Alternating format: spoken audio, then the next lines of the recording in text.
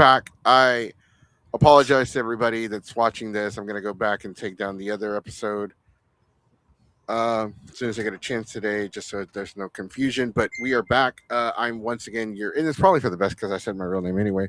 I'm your host, the one, the only, notorious, the infamous, the most chaotic panelist and podcast host in all of Texas, the one, the only Mr. Uppies himself, King Mexico, also known as Captain Mexico. And joining me always is the man with the plan. He is Mr. Co-host to you, Mr. Monday Night. He is the Texas Gaming Hedgehog. He is Keyblade Sonic. Hello, everybody. Happy Monday. It is Monday. It's so shitty Monday. Yeah, it's always like that. I get why Garfield hates Mondays. Dude, I didn't want to do shit today, and we didn't do it last week's episode, and it's just like, man. But yeah. We got some stuff we can talk about today, and it's cool. Mm-hmm. So for those of you that weren't aware, a lot has happened since our Comic Palooza episode. Personal stuff. One of our friends had a death in the family, so we're kind of helping him deal with that right now. Yeah. Yeah. So, if you're wondering why the previous live stream was like a few seconds, it's because we had some technical issues again. So this is the Geeks 5EPodcast show, take two. Take two. And you know what? It's fine because I had already introduced myself with the wrong name anyway. So this works out fine. And we'll go from there. But I was talking about before we had to restart the stream that we have a lot going on with Geeks 5EPodcast as far as what we do. Like I was explaining to everybody that we started off as a panelist group. We are a group of people that do panels that started doing a podcast, and we have other stuff to go on. Like we have Discord, we have meetups, we hang out, stuff like that. But I think I've never our main focus was just helping people and helping the community and trying to help the conventions and just focus on the podcast and the few people that we do have as part of the group. And, we've decided to kind of expand on that. So this coming weekend is SpaceCon. We will be at SpaceCon in San Antonio, Texas to meet the man, the legend himself, the GOAT, the 17-time WWE champion. Never seen 17. Yeah, so we're meeting him Saturday. We're only going to be there Saturday because he'll be there Saturday. And San Antonio is going to be really interesting because depending on what happens, because the NBA Finals, the Spurs, they're in the finals. And Game 5, depending on if necessary, will be on Saturday at San Antonio. So it's going to be a little more interesting how that's all going to be. I guess it's a little selfish for me. I hope the Knicks finish them off before then, so we don't have to deal with traffic and stuff. Sorry, let's go Knicks. Let's go Knicks. I was thinking about what the fuck is this? Okay, I'm trying to post our Discord's a fucking mess right now. It's like the same. There's only 2 people currently active, and they're constantly posting personal shit, and I really don't care about for the most part people's personal shit. I'm not trying to sound heartless or anything. It's just that I'm like, oh, I just had breakfast. I'm like, oh my fucking god. Okay. This isn't fucking Twitter. Or what Facebook used to be 15 years ago? Yeah, what's on your mind? You know what, Facebook? You know what's on my fucking mind? You keep changing your fucking layout, the way you do shit. I don't know if you noticed, dude, last week, everything was on the bottom, the Facebook market, the notifications, your profile, everything was at the very bottom of the screen. Now it's back at the top. And even on the web browser, they changed the way you make posts now, and it's it's frustrating. It is frustrating. Because sometimes, especially on mobile, you sometimes would have to randomly would just change the layout, even though it's okay, you just updated your phone, that's great, and it all looks the same. And then randomly 2-3 days later, it changes to the new format. I'm like, really? You could have just changed it while the update, not out of the blue. Yeah, it's really. Now, what kind of stale bagel did you get? Did you get plain? Did you get sesame? Did you get cinnamon raisin? It's what kind of stale bagels did you eat? Bagels just crappy donuts. Yeah, it's just round bread. I mean, Wheel bread. There you go. it's just like, what the fuck? What is up with people and fucking bagels? I never liked bagels. I never understand. I did move some stuff around the room. I don't know if you noticed, but yeah, I see the belts and next to Pikachu and we got the fat fat Pikachu. Chunkachu, the one that talks and like doesn't shut the fuck up.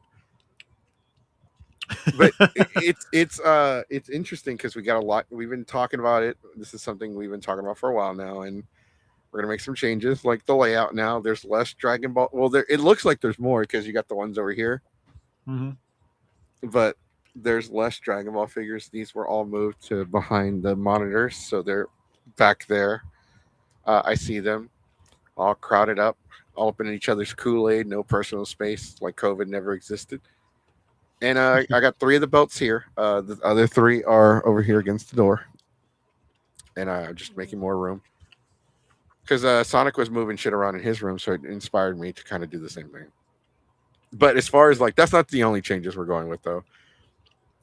So I noticed, if you guys have noticed, there's a lack of diamond on this episode.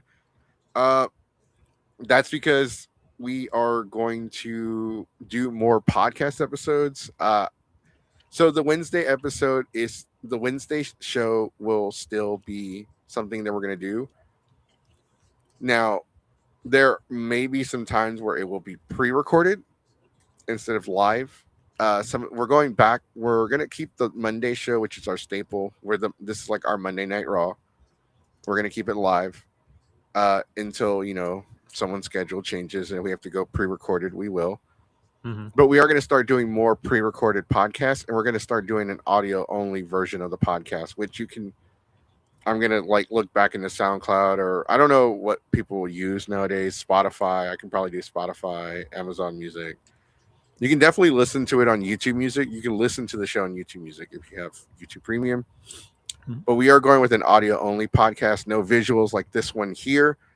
We're going back to the interview format as well. Yeah, we'll probably put like a photo, like an image of our logo or something like that, or maybe just something related to the topic or what we're talking about. Just put like a visual on it. Yeah. It'll be a background or like a backdrop, like the one we have with Hero on it, where it says like the title, what we're covering on the episode. And we're also going to start debuting more TikTok content. I know we were already doing TikTok content earlier in the year, but that was based off of the podcast. I think we're going to do less podcast TikTok videos, and we're going to do more like, you seen the guy that wears the vest? He's like, what's your anime hot take? You seen that kind of stuff? Yeah, like those kind of interviews or something like that.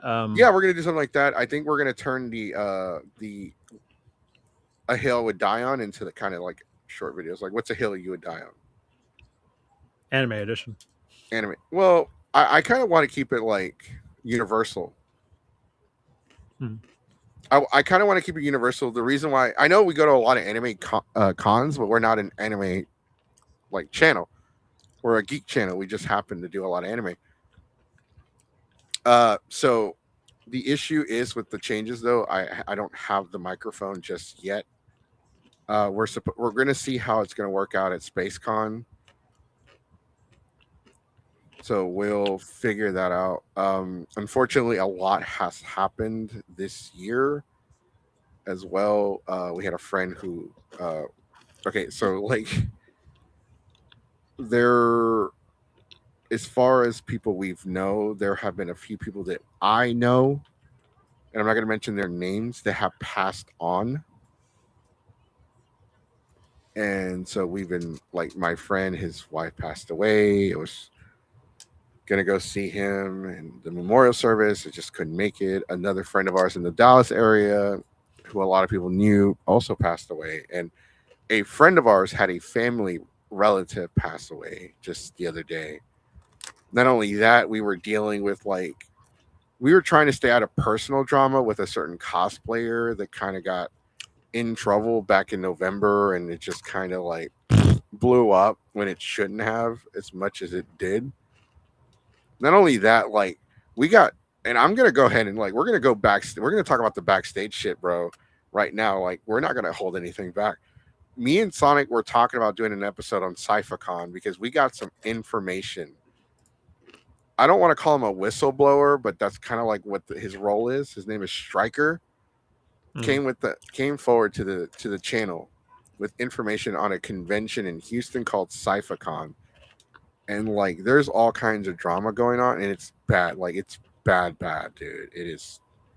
Like, we were gonna work with them, but at this point, I don't know if we're gonna work with them anymore. I haven't had the chance to go over everything, but based on the stuff I have gone over, it's pretty fucking bad. Not only that, we're planning another episode to cover fandom events, because I don't know if a lot of you guys are aware. In the title, it does say Ecchi Expo RIP ? For those of you that are surprised, I don't see how anyone's surprised at this point, but if you are surprised, guess what? Ecchi Expo is not fucking happening. And what's interesting, because like, and it's not just SG Expo. We mentioned fandom events. The reason, because I've seen people mention Windbloom, which is the Genshin Impact convention that would happen, and that's from fandom events, correct? Yeah, it was. It was.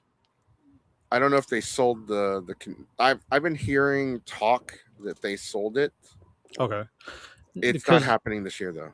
Okay, because like the thing is though too, because like I've seen a lot of people getting frustrated with them about like lack of communication.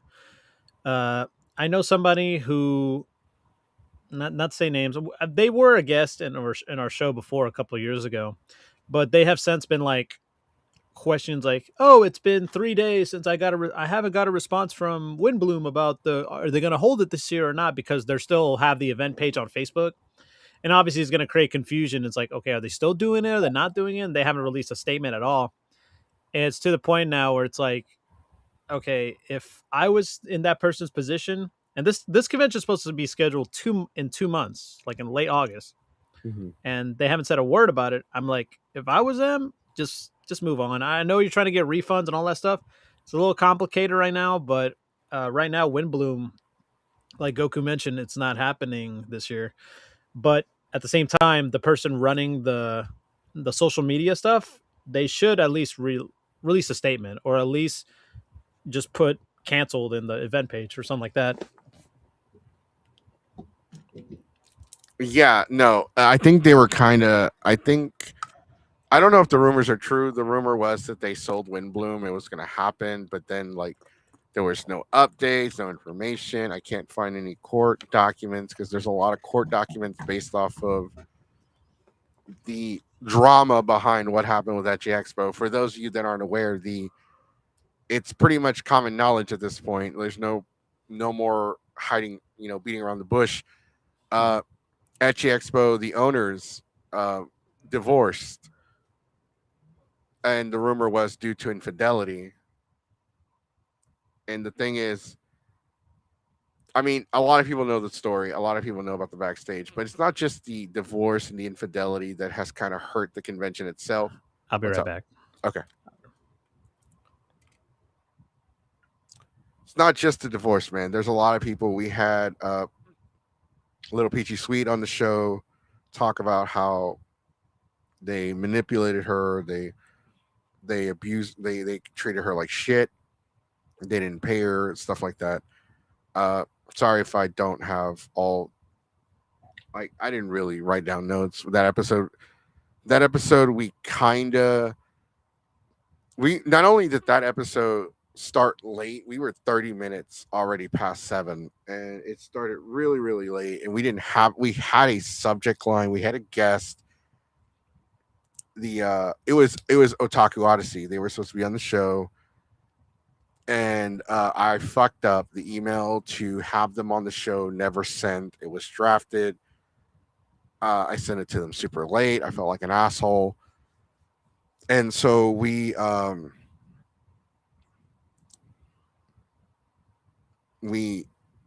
decided to cover what happened with their Discord. The owner went on there and kind of lost his shit, went and talked about how being in debt, almost filing bankruptcy, going through his divorce, the company getting like shitted on, like him owing a fucking ton of money. And this was something he actually posted, and people were just like, hey, you need to be transparent with us, like. And he was like, I've been as transparent with y'all as I should be. It's a lot to deal with, and that's when he lost his shit, went on that tangent, and then deleted all those posts. At the time, I was like, fuck, I should have taken screenshots. I don't want people to think that I'm making shit up. If you went in there and you looked at it, yeah, it's kind of odd. It looks like there was a conversation, but it kind of just clipped off. We don't have admin access to that. Obviously, we're not going to be able to find out if whatever was deleted was deleted. On our Discord for Geeks 5 ever, whenever somebody does delete something, it does notify us if whatever they do. It doesn't always show us what they posted, but it does tell us that something was posted and it was deleted. I think it's really important to understand that, like, and I keep saying, I don't know, man. I'm having trouble talking, but I think it's very important to understand that this convention has a bad reputation with a lot of people, and there are a lot of people.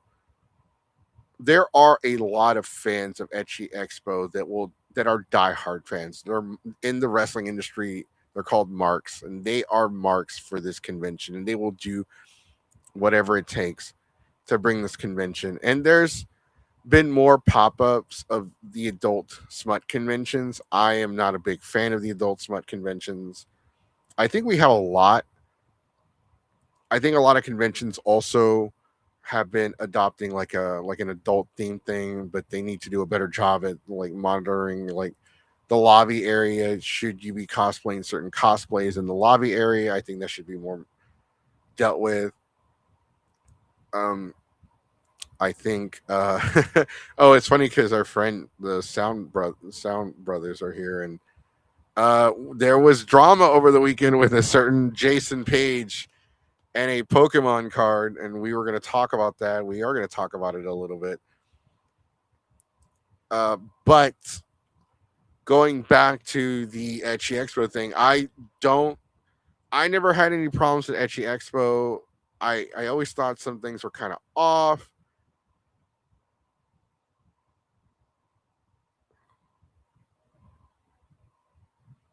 If you can, you you know the county name and the court number, that might help. You might have to make a Pacer account and for the Ecchi Expo case.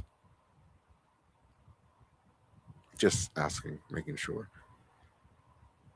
We're going to talk more about Ecchi Expo and fandom, but based on the documents I have seen, Ecchi Expo is not coming back. It's $1 million in debt. They're not coming back. I think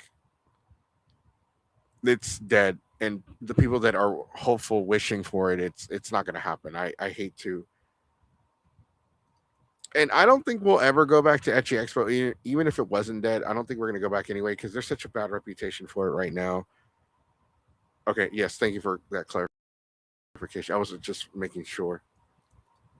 There are so many people that have just accepted it. It's not happening. Let me see if there's anything here.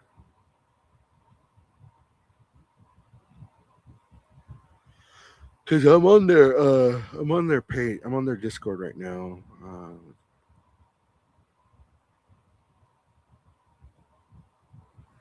Let me see what they have on their Q&A.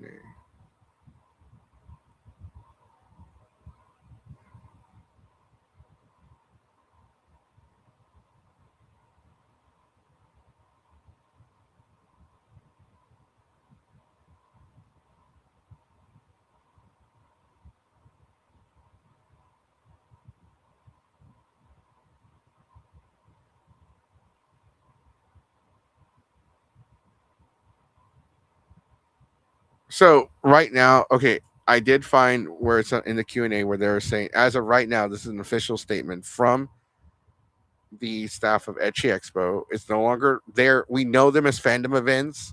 They're no longer called fandom events. They're called Lion and Crown. It's a really stupid fucking name, by the way. Uh, San Antonio is probably not happening this year. Yeah, question mark. They said it definitely isn't. That hotel is a majority of why we had to shut down. It was exceedingly costly. Sorry. So they're kind of blaming it on the hotel being overly cost. I'm gonna be honest with you. That hotel was hella expensive. It was in the middle of San Marcos. I don't know if it was just the location. I don't know what's going on. It could be the fact that a lot of cosplayers probably trashed their rooms, trashed the area.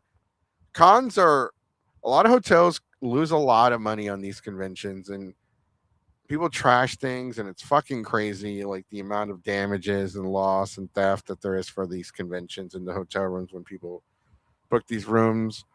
Yeah, do people put their information down for incidentals? Yes, absolutely, and that's on the individual that rented the room. But it's also like, hey, it only takes one to ruin it for everybody, and this is like a generalization of the okay, this is what we're gonna be expecting every year. We're gonna have to charge them more to cover the insurance for this event. Every event has to have insurance. They there is no other way around it. They have to have the insurance to cover the damages and costs and everything in case anything happens, injury, anything like that. It's really important that they have that kind of shit. But they're dude, the fucking convention's $1 million in debt. I don't even know. Oh, okay, here we go. Embassy Suite employees did not like the Ecchi cosplayers. A lot of people would cosplay Smut in the hallway, in the lobbies, or in the halls, or everywhere they went. And that's the thing that a lot of people don't fucking understand. Just because there's a convention at this fucking hotel doesn't mean that you're the only group of people at this fucking hotel. A lot of hotels have contracts. And I used to work for the Sheraton Brook Hollow in Houston. And they had contracts. They would have people that worked, not just stewardesses, pilots. They had people that worked on ships from the ship channel, like, freighters. They had the crew members, they had the captains that would stay with us. We had people from like companies like Weatherford would come in. I would have to shuttle them to work every morning. There was a guy that owns so the Sheraton Brook Hall is located off of 290 and 610 in Houston, right off of 290 and 610, where Northwest Mall used to be. If you know where that is, cool. If not, it's literally just it's called the Sheraton Brook Hall off of Houston, off of 290 and 610. So there was a guy that owned a dental office, and he lived in the hotel. He had a contract with the hotel. He lived in there, and he would just I would shuttle him to his dental firm every day, and literally it would take me 5 minutes to drive him there, and because I would just take the freeway. So that's just an example. This is the point of the story is this is an example of hotels having contracts with people that stay there regularly, or families are traveling, people are traveling for work. They have contracts. They have other people staying at these fucking hotels. You would have girls in pasties walk past little kids. See, that's not right. How is that okay? And a lot of these fucking cosplayers think that that's fucking okay. No, it's not. It's not okay.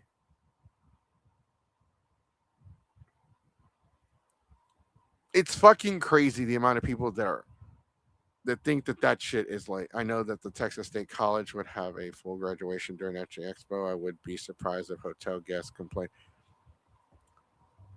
I think we need to accept the fact that, there are just certain cosplays not acceptable in the general public.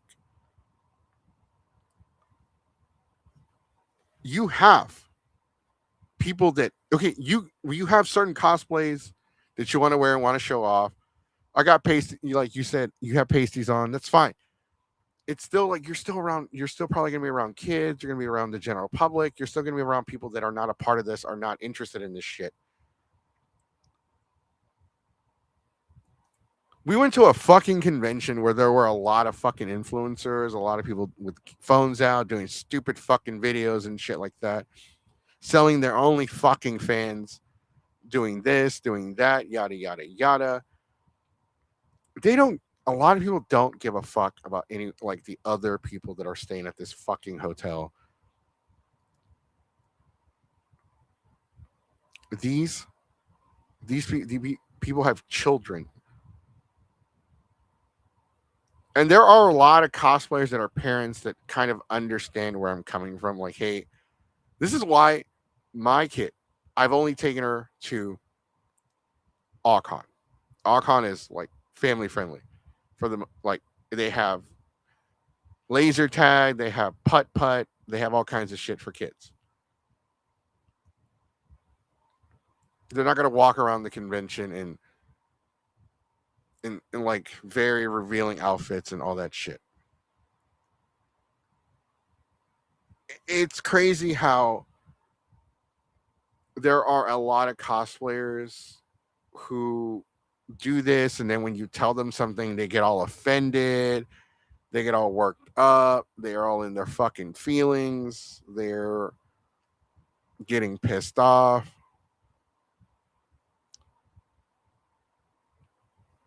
And it's like, you could do that. Okay, you're here for the con. They have a curtain. Go once you're behind the curtain, you can wear whatever the fuck you want, but don't do it in the fucking lobby where it's open to the general public.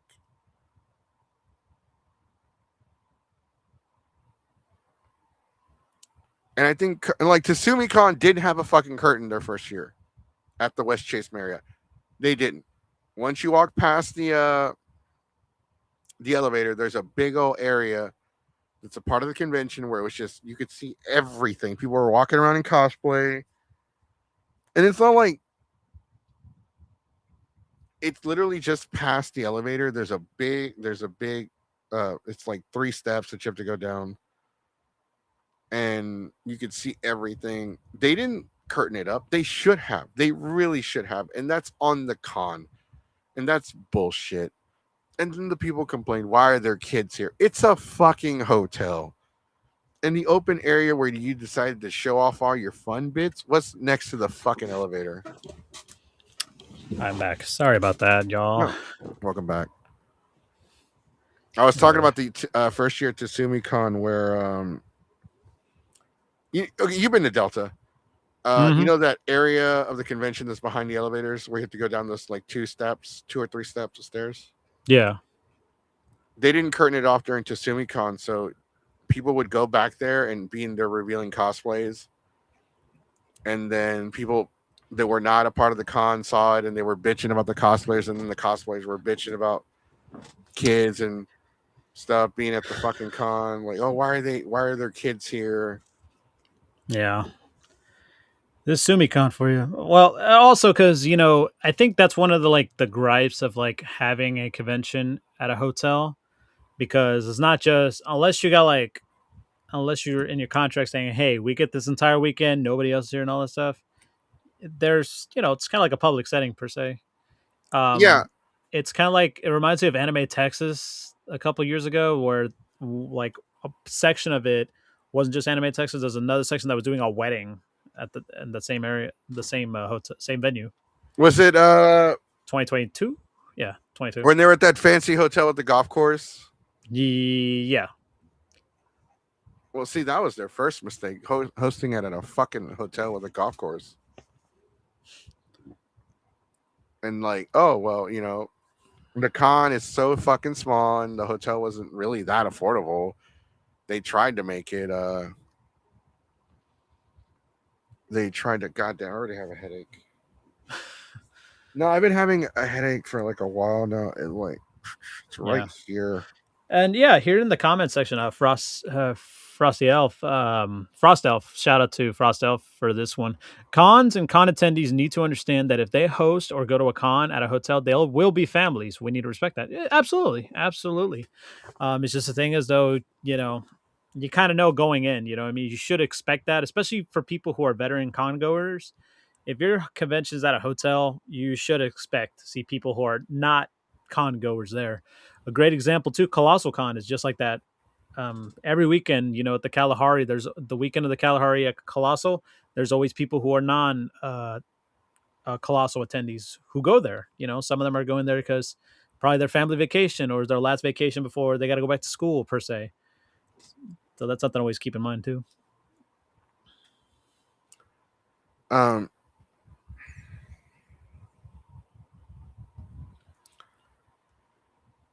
I think the con got a bad rep. TsumiCon, I mean, with Colossal, it's a little bit harder because it's a water park hotel, and you're gonna see shit like that at the beach too. And it's just like,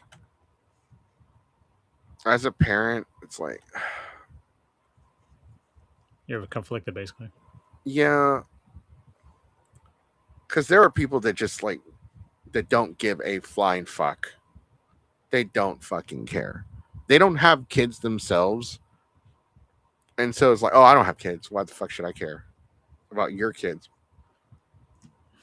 Yeah, that was like, I mean, if you were in their position, what would you do? You know what I mean? If I was in the parents' position or in the cosplayer's position, I guess the cosplayer position per se. I think they're fucking selfish. Hmm. Because like just because you don't have kids doesn't mean that you shouldn't be mindful or respectful or courteous. It's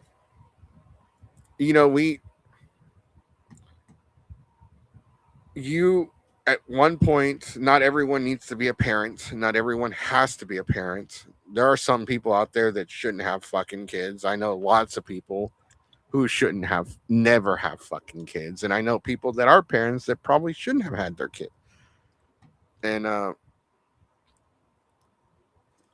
it depends on where you take your kid. You have to be mindful, you have to be respectful. But at the same time, are you gonna see like there are strippers with more clothes on than some of these fucking cosplayers, and you don't expect to see that in the fucking lobby of a con. Like, here's the thing with TsumiCon though, they didn't fucking curtain off the area where they didn't put a tarp, they didn't fucking put a curtain, they didn't put shit. Nobody was out there with a cardboard box trying to cover up the area. No, they didn't try. They didn't.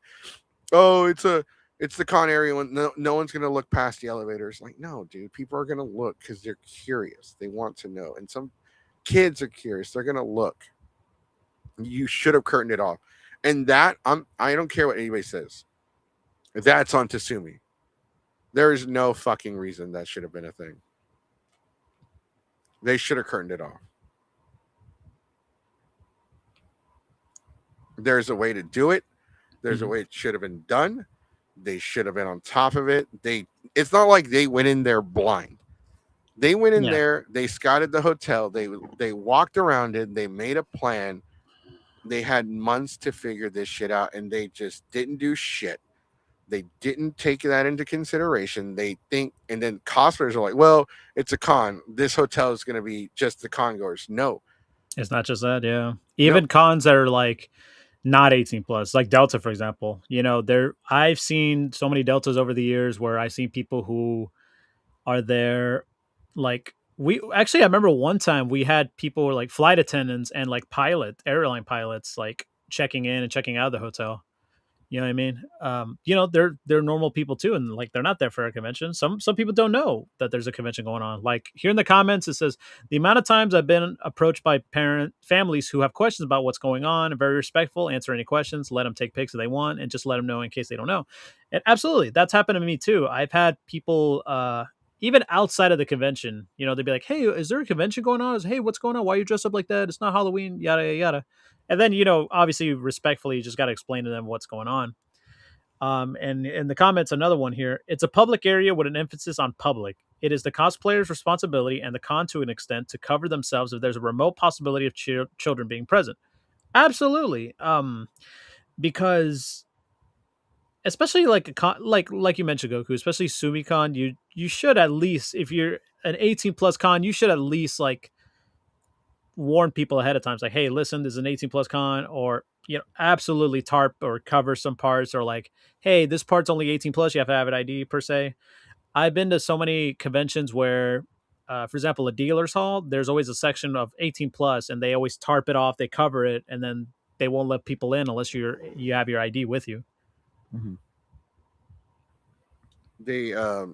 I was reading the comments, but I also have this fucking massive headache, and it looks like my webcam's having a fucking stroke because it can't focus. I don't know what the fuck it's trying to focus on. I don't know. It's like moving up and down. Like yeah, it's trying to focus. It's trying to focus. I don't know why. Maybe he's seeing all the belts and stuff. He's like focusing. Right.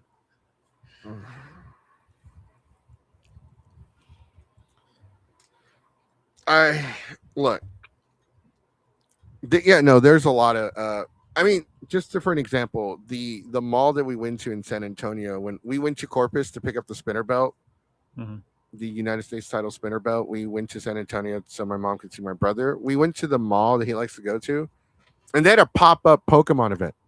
It's the Wonderland of the Americas, correct? Yes, correct. Yeah, that's what it's called. They had a pop up Pokemon convention thing. I had no fucking clue when we showed up. So for the people out there who don't know what the Wonderland of the Americas is, it's the best way to describe it is kind of like it's kind of like in a way like an international indoor flea market per se, and also like basically it used to be a mall, obviously, but it was like it's kind of like Sharpstown Mall here per se. Yeah, it's just a mall / flea market now at this point. It's just an indoor flea market. I knew WeebCon has a role for cosplayers because of the hotel connected to the convention center being a family-friendly hotel. Mm-hmm. Yeah, they did have one. I know, like, Otaku Odyssey also has rules. They still had people, like, trying to, like, kind of breaking some of the rules in the lobby. I think it's just, like, there are a lot of people that just don't give a fuck. They just do whatever they want. I know Otaku Odyssey was, like, on top of it for the most part. And like they could have some major improvements, and we'll see what happens for next year because there's the rumor that they might not be back in the same location. There's a rumor that even fucking Allcon might not be back in the same location. We'll see what happens, but it is one of those things where people, we'll have to wait and see. Especially with like, there's so many people that want Ecchi Expo to happen. They really want it to happen. I don't, like I said before, Sonic, before you took had to walk away for a bit. I don't see it happening. They're trying to be optimistic, like, oh yeah, we'll make an announcement. We'll make an announcement everywhere, bro. You're in fucking debt. You're in fucking debt, dude. I don't know how. And plus, the con itself there's a lot of people that hate the convention. They don't want to work with, I guess, you, who I'm, you know who you are, because they called you an asshole. Like, these are not my words. Like I said, we've known each other, we've talked, we haven't exactly hung out. I've never actually hung out with you, but we've been courteous. I considered you a friend. Even when we did run into each other at the Texas Renaissance Festival campground, like, we didn't hang out. But, I feel like you have fucked over a lot of people, that they feel that way, that you fucked them over. There's the little Peachy Sweet and the incident with her and everything going on, and the relationship spanning from that and all that stuff. And we'll get into that on another day. And then there's other reports of people just not wanting to work with the convention anymore. Nobody wants to fuck with you. Not only that, the last time they hosted Ecchi Expo was a shit show. Only the people that are hardcore wanting to go out there and dress in smut cosplay so they can do fucking OnlyFans content, because they got to make that $9.99 a month from that fucking one person that we all know that does that shit. Trust me, like,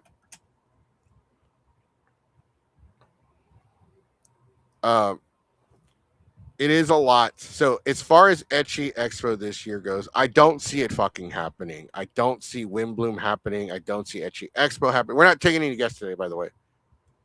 And I didn't watch Digital Circus. I did. No, so basically, yeah, we'll talk about that, but let's just finish before we go. Then we'll move on to the films of the weekend. Yeah, no, the format of the show is gonna change a lot. We haven't really had a chance to talk about it, Sonic, but I was thinking of like we go like do you watch the Jim Cornette show? No, I only listen to clips. Okay, well, kind of like okay, so yeah, I think the clip should be good enough. That's how I watch it. I listen to like the individual clips where Brian Last will like come up with like get all the stuff they're going to talk about, and then he'll ask Jim his thoughts and opinions. Like, what did you see this? What did you think of this? What's your opinion? Sonic's going to be the Brian Last of the show. I'll be the Jim Cornette stuck in my ways, motherfucker. Uh, no, but also speaking of drama, we have the Ecchi Expo shit going on. We are going to cover an entire episode. We're going to bring Little Peachy Sweet back. We're going to bring some other people onto the show. I haven't had a chance to contact them. Uh, it's a lot. It's been a lot, dude. One of our friends had a family member pass away. We had another friend of ours pass a couple months ago, and then a month ago, another friend passed away. It's been a lot. Then my mom got sick, and I was helping deal with that, and it's just a lot. It's just been a lot, and then it just took a toll on my mental health. I haven't talked to a lot of people. We haven't had tea time in our Discord. Like even the voice chat, everybody was on that voice chat every day. Like I just got overstimulated. Yeah, holy shit, this headache is actually messing with my nostril. Holy shit.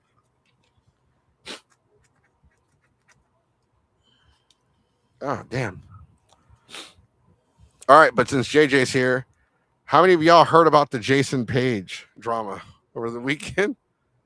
I saw jokes about it, and I was wondering what the hell's going on. So it's like, is it something related about a Gengar card or something? Yes. So, let me actually pull it up on my phone, which I fucking lost. Oh, here it is.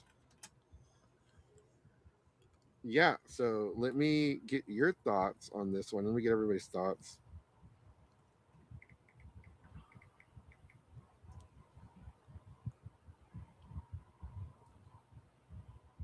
So, according to this, Jason Page, the original singer of the iconic Pokemon theme song, recently faced major backlash in the trading card community over allegations that he scammed children at a Collecticon event. The controversy erupted. It was reported that two young fans traded a rare, legitimate, and valuable fossil Gengar card valued around $150 for a signed custom proxy card from Page. The children were told the autograph card was one of a kind, valuable item, but it was later revealed by other dealers and card collectors to be effectively worthless, sparking outrage in the Pokemon community.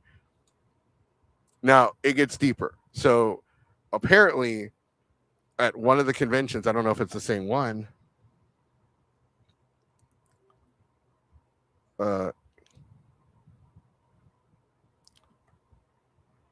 for those of you, yeah, so Jason Page does the Pokemon theme song, but here's the thing.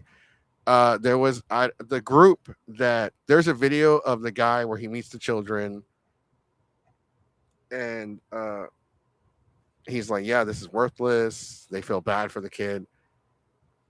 I forget the name of the group, but I've been watching a lot of videos on it, and apparently this is a rumor.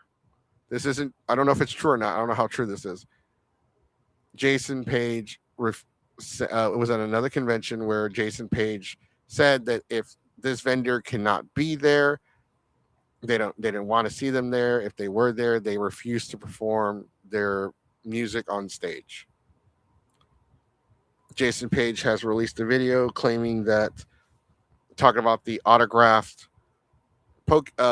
custom card where it's some kind of official custom card. It was graded or something like that. That there's a market for these kind of things, that they're worth a lot of money, especially autograph and graded.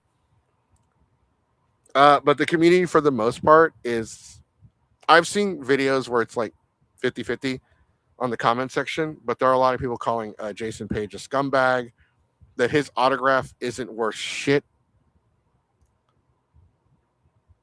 Some people think that he even devalued the custom card by signing it.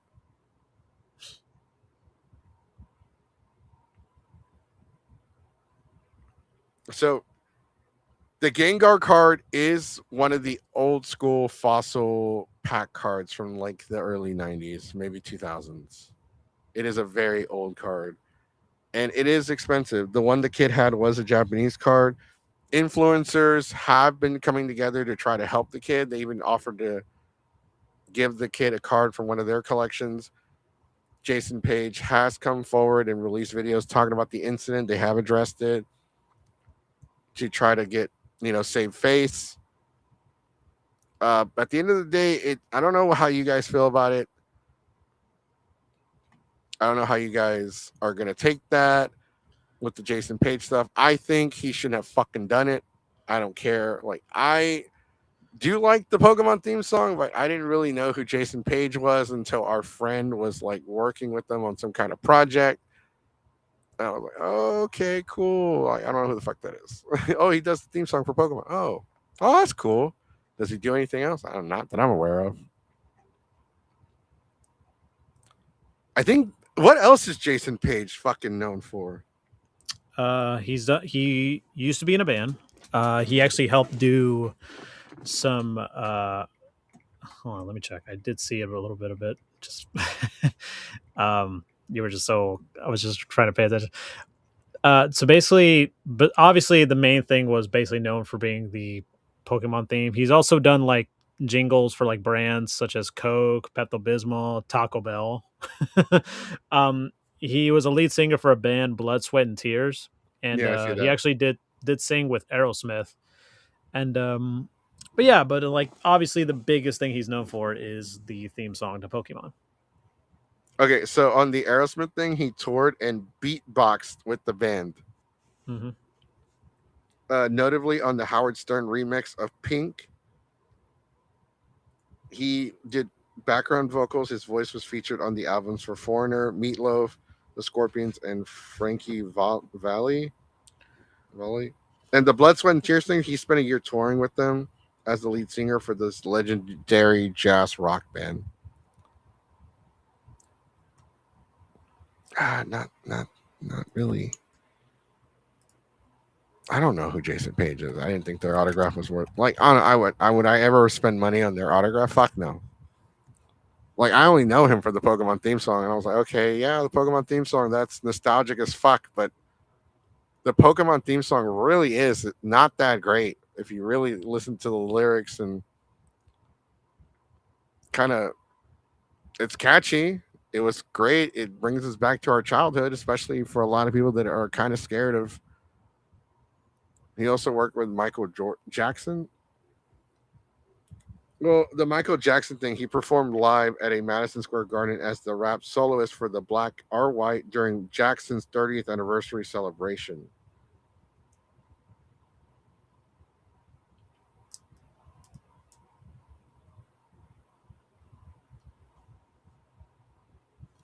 I don't think he worked with him. He was just working for that part. Just for that part? Yeah, so he's pretty much like that part of the tour. Yeah. So he's done a lot of shows. He's done a lot. He also done Rick and Morty. He's done Smiling Friends. He's done a lot of other projects besides the Pokemon. But obviously, again, that's most people know him famously as the guy who sang the theme song to Pokemon.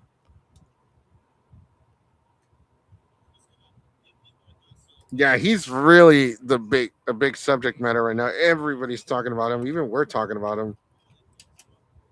I just see a picture of him holding it, like wearing his stupid hat, like kind of sideways and not like fully on his head. It's kind of like popping off his head a bit. Mm-hmm. He's like one of the. You could tell he's got like that V. Like he's going fucking bald, and he's like afraid to admit that he's getting old and bald. I'm like motherfucker, just accept it. Okay, what's going on? Also worked with. He didn't. I don't think he worked with them. I think he did something for the 30th anniversary, but that's about it. Yeah, everybody knows who he is, and it's for like not a good thing right now. He needs to give that kid back his fucking card. That's all I'm gonna say. Don't. I don't know. Me personally, let me know in the comment section what you think. Do you think his autograph is worth the card that it was written on? I don't think so. I don't. To me, it's I don't give a fuck. personally, Jason Page, I mean, do you want to come on the show, by the way, sir? If you are like, I don't know, what was that episode of Family Guy where they wrote something Perry, for Meg's school newspaper. Luke Perry. Like, yeah, he's like reading every high school newspaper to see if he's mentioned in them. And then he finds the one where he's like, Luke Perry, he's gay. Meg Griffin, you are so sued. I wonder if he just sits there at his house and looks for every like podcast or video where he's mentioned. And probably because Geeks 5 ever, you are. Well, because if the video where it came from, the original video was Boosters and Bangers on Instagram, and and they did pull up a clip of like what basically the exchange between them and the kids, because the kids bought the card from them, and it's based on their Instagram. And basically asked him, hey, you traded that Gengar I gave you to Jason Page? He's like, is it a good or a bad thing? The boy asked before telling his brother, I think you made a bad trade. You just traded Jason Page for a fake card. I was like, oh, shit. It is a custom card. Like, it's not like an officially licensed card. Yeah. Oh, there is a video. Comments about me being a crackhead, me being a one-hit wonder, not having done anything else, and some of those other comments. Okay, you gotta show it. They were just haters. It's a small. I can barely fucking see it. It's just him doing an interview. Somebody just made Hold on. Somebody just made I hate Jason Page. All I heard was people call him a crackhead. Credit for it. I'll talk about that here in a second. So it's just a. Let me see. Let me pull this up real quick on. Let me pull this up on my Facebook, on my YouTube, and see if we can watch this, because he talked about crackhead. Now I'm in. Hold up. Who's calling you a crackhead? I want to know. Let's find out if you are a crackhead. I'm interested to find this is getting good. This is some good tea. This might be a little loud, Sonic, by the way. Just so everybody knows, this might be a little loud. So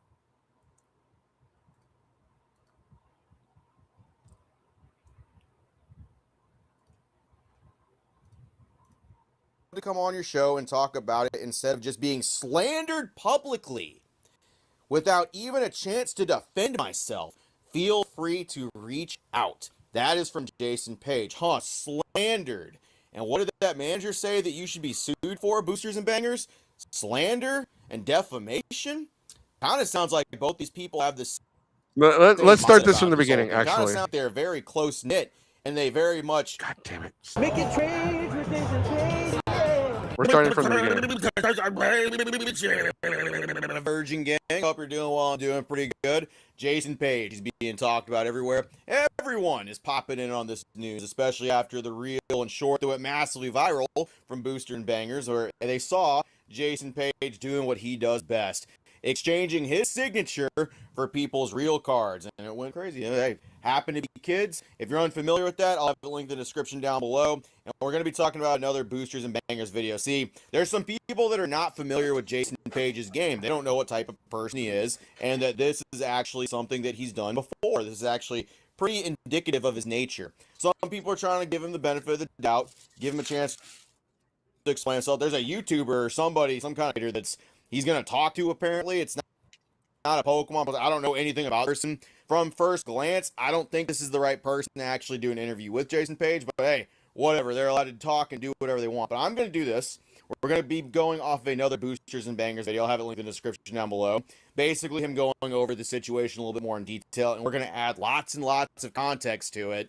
Favorite word, context. And we're going to build a nice file, a little detective source, where we can actually show that Jason Page 100% embodies these ideas, something new to him, and we're just going to give people a nice little history lesson refresher of who Jason Page really has been over the last 3 or 4 years in our space. Without further ado, roll the video. We're going to get into it. So I'm going to explain the story top to bottom, the best of my ability and what my knowledge of it really is. These kids came up to me at the Orlando Collecticon and they said, hey, we want to trade this card. What percentage can you give us? I give them a really high percentage. They traded it out of the card, and then they came back again because the little brother saw that the older brother got a lot on his trade. So back and he said, hey, I want to trade these. And the kids' cards were about $70 to $80. And I was like, you know what? I'm feeling generous today. So I gave these kids a Gengar that was worth twice the price. These kids then took the Gengar and brought it over to Jason Page's table. Do I have any footage of that? Nope, I have no footage of it. All we can do here is just take what the kids are saying at face value. And I don't believe the kids would lie. So what allegedly happened is that the kids went to Jason Page's table and Jason Page sold them up the river on, this card is worth more than that card is. You should take this card. I'm losing out on this. And so Jason Page traded them a card that was pretty much worthless for a card that was worth $150 to $200. So that is what happened. And when the kids told me that, I was actually alarmed. So that's kind of the long skinny of it. You can actually the short if you want to get that. Once again, link down below. But essentially, the case being built here is no one actually saw Jason Page do this. Nobody really knows. One of the things people are saying is that it might have been like a sassy Collecticon. Jason Page has a booth, and he has people that work for him that run that booth that sell cards and other different merchandise type things from Jason Page himself. One of the defenses that I've seen was, well, maybe it wasn't Jason Page himself, but in fact it was Jason Page's manager or an employee that works there, right? But the kids did come up and specifically say it was Jason Page. I'm inclined to believe that for a couple of different reasons, not just the fact they're kids, and kids wouldn't lie about that stuff. Kids do goofy stuff too.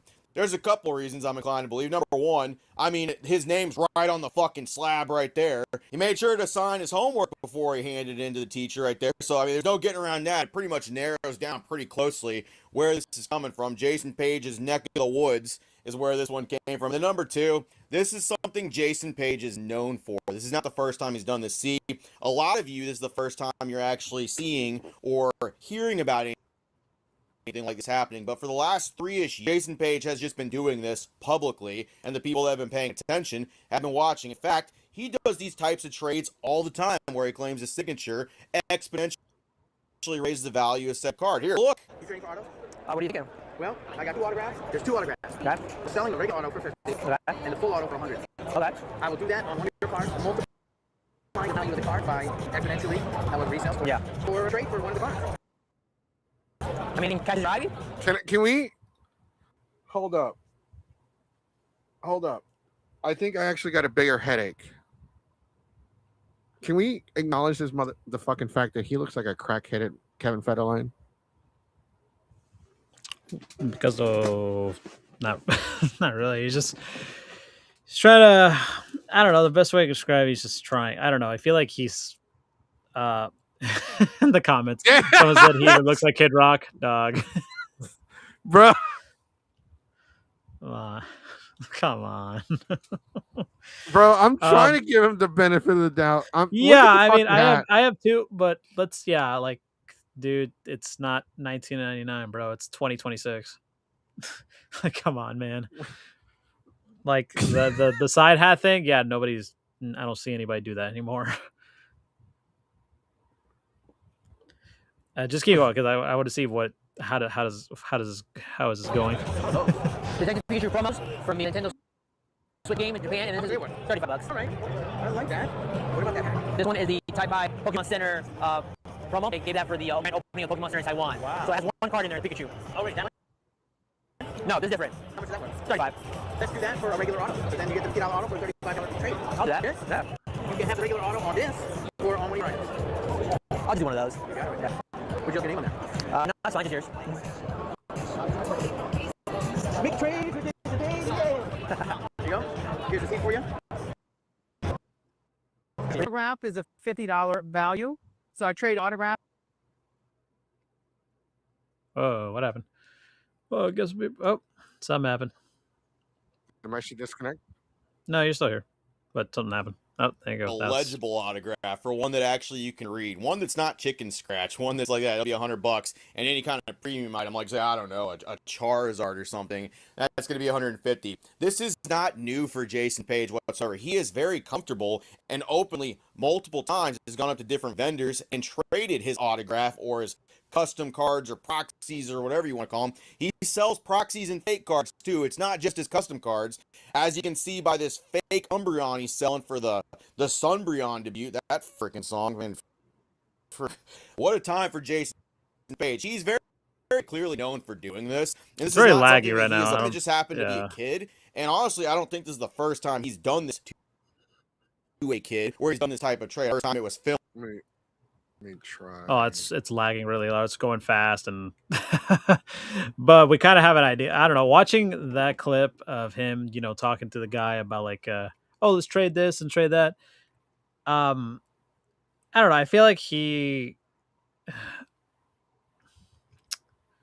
what's the word to describe it? Because I've seen it happen sometimes. It's not just him. I've seen other people do it at Collect the Con. I've seen people like try to trade up and all that kind of stuff. And it's like, listen, man, I do appreciate the music you've done for a lot of kids at the time and all that stuff. But I don't know, doing that kind of stuff is, I don't know, seems kind of shady per se. Oh, fuck yeah. Dude, like, he's all like, the autograph will make it go up exponentially. It's like, listen, like for me personally, if I were to ever get a card signed, if it's something like a common, if it's like not worth anything, maybe I'll probably get like, I don't know, the voice actor of that person in the card signed it. You know what I mean? Like for example, like say I have like a Lorcana card, like a Disney Lorcana card. It's Mulan. I want to get the voice actress of Mulan to sign it. Something common. I'm like, that's not bad. I mean, that's something I would do. But some like I get it. You were part of Pokemon. You were, but if it's a card, if it's something like you only just did the music, you didn't like draw the characters, you didn't do this and all. You just did the music. That's it. You know. Especially on a Japanese card. You know what I mean? It's like kind of where it's like, dude, not everybody. Your song wasn't on like in Japan or anything like that. And so the comment section says, "Bro looks like a crypto bro that does coke. He did the coke theme, but not the drink." I am still fixed on his comment. Like, okay, the autograph will raise the value exponentially. I'm like, who in their right sense? mind? And I'll post a link to the video. It's just computer. I haven't swapped the computer. This I'm still in the backup. I haven't swapped it for the repaired laptop because it's been, like I said, I don't know, dude. Honestly, at this point, I'm just. Let me see if I can get the link.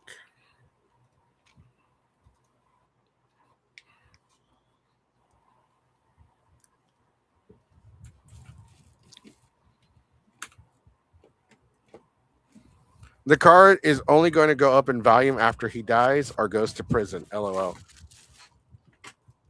I have to agree with the vendor. I feel like the card isn't really worth.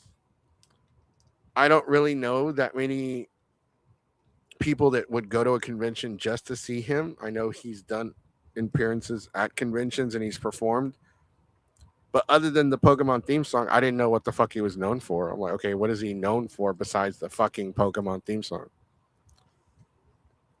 Oh, like he worked with Michael Jackson. I don't think he worked with Michael Jackson. I think he did the Michael Jackson 30th anniversary. That's it. I probably just that. Again, I didn't know much about it. I only knew before all this. I only knew him for the theme song to Pokemon. That's all I knew him for. And like that's what I know him too. And even then, I didn't really know his name until recently. Like I kept saying, "Oh, it's the guy that does the Pokemon theme song." That's why I really knew him as. I didn't know his fucking name. I didn't know what he looked like. A friend of ours had something going on with them.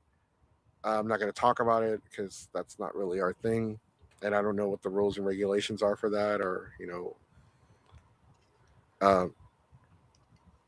But yeah, no, Jason Page and my radar is not up there. Like I don't give a fuck for his autograph. I don't really care.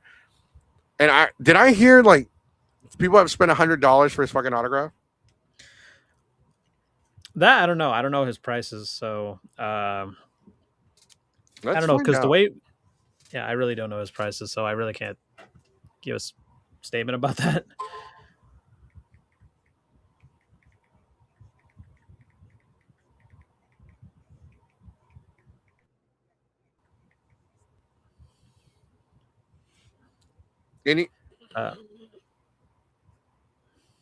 So the original singer of the Pokemon theme song autograph varies widely, ranging from $30 to $1,500 plus, depending on how it is obtained.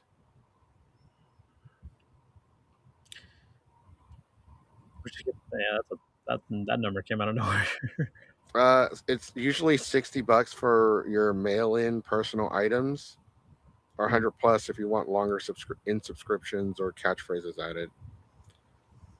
Standard sign cards are 35 to $80. His official merchandise is 50 to 90.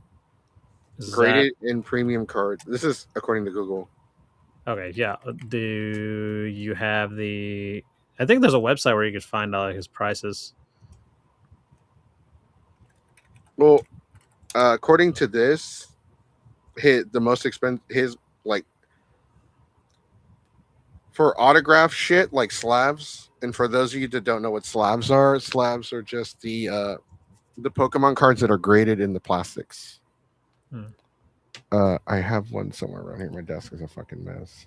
Because I know, basically on his website, he does mention that he sells like merchandise. So he sells an autograph of your personal item for $85, an autograph vintage first generation Charmander card for $107, an autograph vintage first gen Pikachu for $128, and he has an autograph Jason Page voice of a generation hologram, basically a custom trading card, and he's selling it for like $70. That's a lot for a fake card. For a custom card, basically. Yeah, a custom card. Yeah, it's a bootleg. I ain't paying that much for a bootleg, homeboy. I'll give you $5 on a Costco hot dog.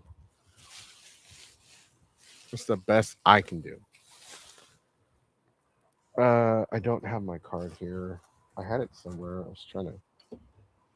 I was collecting Pokemon cards. I'm out. I'm out of the game. Oh, here it is. This is the only. But it's got the card and then the grade. This one's an 8 out of 10. It was $20, but yeah, this is a slab. Yeah, show a close up of it, because which card is it? Lisa's Appeal. Lisa's Appeal. Was that from GameStop, or is that like, did you get it at a con? Yeah, I got it. It was at GameStop. Oh, shit. Oh, okay. It's weird because fucking trading cards value fucking goes up and down. It's fucking ridiculous. Mm-hmm. I'll give it. It's not just Pokemon. It's also Yu-Gi-Oh, Digimon, One Piece, Lorcana. I'll say it, yeah. Just name drop Lorcana there. Because there's some places that are like, oh, we'll give you an exclusive card if you come here. Or like, I remember when Pokemon the first movie came out, I was like, oh, if you go to the theater, we'll give you you get a free card in the theater. I miss those days. Oh yeah, those were. I still have my Ancient Me from Pokemon 2000, the movie. I never got the cards for the first movie because by the time we went to go see it, they already run out. Yeah. I still have a bunch of those Ash's Pikachu promo cards from that Pokemon I Choose You they did a couple years ago. Still have a bunch of them. Still got a lot of them. And they're still wrapped and all that stuff. So they're nice cards. And I'm pretty shocked that the theater that was shutting down, they were like, hey, you could take them. I was like, oh, cool. I do have a few of them that I do have one for myself, and I gave one away as a gift to somebody. But yeah, no, the Jason Page situation is heartbreaking. Yeah, I think I've seen pretty scummy. I will say though, the last few years I've heard people say, "Man, he is milking Pokemon to as much as it's worth." I'm like, yeah, I mean, at first I was like, yeah, I can understand that. I mean, he did think the songs, yada yada. Try to give him a benefit of a doubt, but now I'm like, okay, he's milking this. Yeah, let it go, bro. You haven't done the theme song, and that was the '90s version. Yeah, I know he did. He sang it again. He did like a newer version of it when Pokemon Go came out, because like, you know how Pokemon Go the first month like it exploded, and like, yeah, so he did that. That was like the last time I heard him do this theme song. Huh? I didn't know that. That's interesting. But what are your opinions? Let us know in the comment section. Jason Page. Should he? We already see some here. He could autograph toilet paper and I'd still wipe my ass with it. Dude's a scummy POS. Yeah, I think he's scummy. I think that was a bullshit trade and he knows it. To me, his autograph ain't worth dick. This fucking $12 Miku figure that we got is worth more. And speaking of, I guess we're just moving on to our next topic. Goku, where did you get that Miku figure? From a crackhead down the street. Yeah, the guy's got all the hookups. No, from Book Off. Yeah, that's the name of the crackhead. Book Off. Book Off, that's right. The It's the name Book of Off the crackhead. location that opened on Derry Ashford in Houston, Texas. I think Yeah, it's we like the met- fourth location in the country. Yeah, I believe so, because I know there's a lot of them in California. There's a lot of them in New York. I know. Let's see, 1, 2, 3, 4, 5, 6, 7, 8. No, there's more than 4. There are more than 4.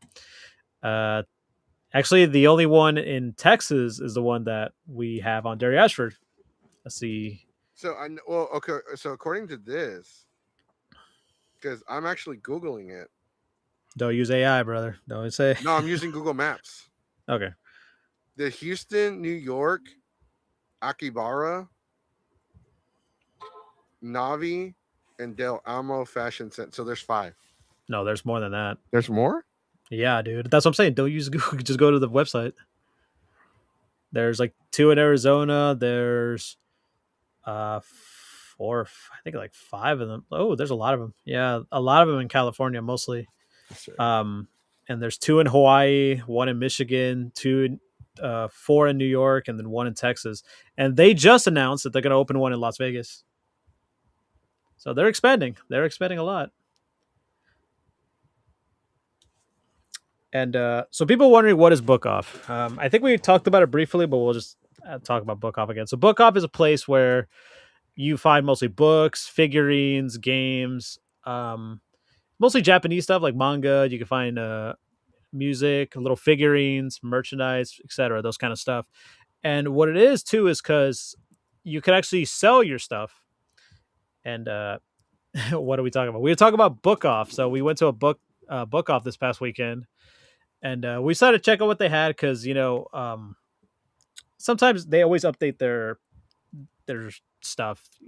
There's some days where we go to one, it's like, oh, okay, there's they have this figure here. Then the next day or next day or two, it's not there anymore. So sometimes it's always that thing. It was like, you know what, I may not see it again. I might as well get it here, get it out.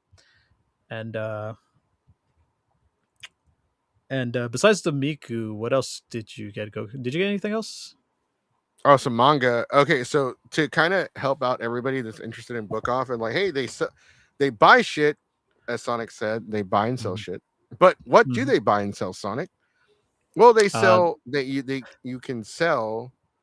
I know I should have phrased it like it was a question for you. Sorry, it was okay. I wasn't thinking.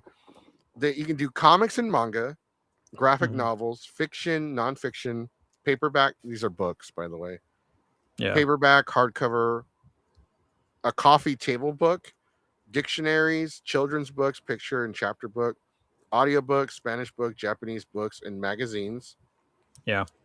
They also do the Brooklyn store does only buy manga though. The one in Brooklyn only does manga. CDs, vinyls, and cassettes, DVDs and Blu-rays, video games, game consoles, figurines.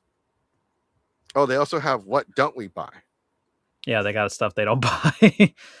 Pirate are copy items. Not items in non-resellable condition. Some examples below: damage, mold, missing parts are page, deep scratches or crack on the disc. PC games. It's kind of reasonable. Also, I don't think they have this in the website, but we found out that they don't buy items that don't have a barcode. That's something we found out yesterday. That they don't take stuff. Like, for example, I try to sell a Tekken art book, and when I try to sell it, I was told, yeah, sorry, we can't sell this one. We can't buy this one because it doesn't have a barcode in it, and we can't really sell it. And I'm like, okay. I mean, understandable, but yeah, I was kind of surprised. I was like, oh, they don't buy that? All right. Kinokuniya. It's kind of like Kinokuniya, but the best way to describe Kinokuniya is like Barnes and Noble, like Japanese. It's I don't think they even buy. I don't think you can even sell stuff at Kinokuniya. If I remember correct, I don't think you can. I think it's like, well, I've never heard of Kinokuniya, but I was comparing it to Movie Trading Company and Half Yeah, Price Books. that's the best way to describe it. Book off. Also, check this out. Yeah. For business customers, it says it right here. Closing store. Want to sell huge quantity? We can help. Please contact us below in case you are selling like a large inventory. A lot, yeah. Like a haul. Yeah, like holy shit. Imagine if I just took the entire room down. Say, I was thinking, you know. Yeah, I'm selling everything's got to go. They'd be like, "You serious?" I'm like, "Yeah." No, it's a new item sale only. How do you say the name? Armadillo Studios. I wanted to give you. Yeah, Armadillo Studios. Welcome to the show. First time commentator. Yeah, book off is love. Book off is life. Book off is a store. Book off is a store. Don't love it. They'll call the cops. No, but it's pretty cool. Like every time I go there, I see new stuff every time. There's some stuff where it's like, oh, again, I mentioned this earlier. It's like, oh, that's cool. Maybe I should get that. Maybe I'll come back next time. And then when you get there next time, it's not there no more. Yeah, like they want you to like 17 has walked out with like at least 2 or 3 or 4 waifu figures every time we fucking go. My Q-Posket figurine collection, like, cause I like these. These are adorable. Yeah, Q-Poskets are nice. I like those. It's like $12, and I have. They got some decent like the location that I've been to and the we've been to. Yeah, they sometimes have like pretty good stuff in terms of like variety. Mm-hmm. I think it's a great store. We're gonna sell more shit to them. They didn't buy the Dragon Ball Z 30th anniversary Blu-ray set for me. That's worth like $500-$600 because it didn't have a barcode though. So yeah, just keep that in mind. Even if it's worth a lot, if it doesn't have a barcode, there's not much they can do because that's how they actually determine the value of the item. That's how they be. All right, so now I guess it's so check them out. Book off. It's on Derry Ashford. I don't have an address for you, but yeah, it's in Armadillo Studios. Mention it. It's Japan House. Yeah, it's pretty much in that same shopping center as Japan House, as the little supermarket there. It's pretty nice. It's only been a few months old, and I think it's probably going to expand more. It's 1801 South Derry Ashford Road, Unit 127. And it's a good location because there's also a Japanese grocery store in the same. I think it's Seiwa. I believe it's called Seiwa. I think so. It's in the same shopping center. Yeah, sure. Japan House is there too, and then there's a ramen bar that we went to yesterday too. Pretty good restaurant, a ramen restaurant. And then there's a card shop and all that stuff. Yeah, Seiwa. There you go, Seiwa. Buy a lot of snacks there. Check it out. We go there a lot. We ran into the Sound Super Mario Brother there. Yeah, we ran into him like unintentionally. People are like, "Oh, did you guys go there on purpose with him?" I'm like, no, we didn't know he was going to be there. Yeah, we had no fucking clue. The only person we told we were going to be there was Sonic. Like, hey man, you want to hang out? Like, yeah, sure. Let's meet up. Let's hang out. Let's rock and roll. Speaking of hanging out and meeting up, this past weekend, we checked out last segment for the day. Last segment before we call it quits. Yeah, we checked out a lot of. We went to the movies this past weekend. Twice. Yeah. Well, what films did we go see? We saw so Friday we actually got to check out Scary Movie 6. And it was pretty interesting because we were going in there, we were trying to find seats near each other, but all the showtimes had them like all spread out. It was like, mostly sold out for like It's fucking crazy how nearly sold out it was. And it was really can we even talk about we could talk about the film, right? We could just spoil or just like what you thought of the film, actually, of the movie. Okay, so I've been look, so we're not gonna spoil everything, but we will talk about some of the jokes and like some of the stuff. Spoiler warning. We save this to the end. So spoiler warning for Scary Movie 6 and He-Man. We're not going to spoil the movies too much, but we do have to talk about the movie. Mm-hmm. So you get your spoiler warning. If you don't want to hear about them, we'll have a good night, guys. We'll see you later. But for those of you that want to hear it, like I said, we're not going to go over the plot or like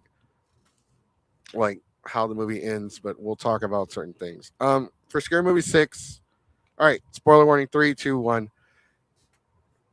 All right, so one thing I've noticed after we watched it, there were a lot of people on the internet bitching and complaining. And I think it's the amount of gay jokes that were in the movie.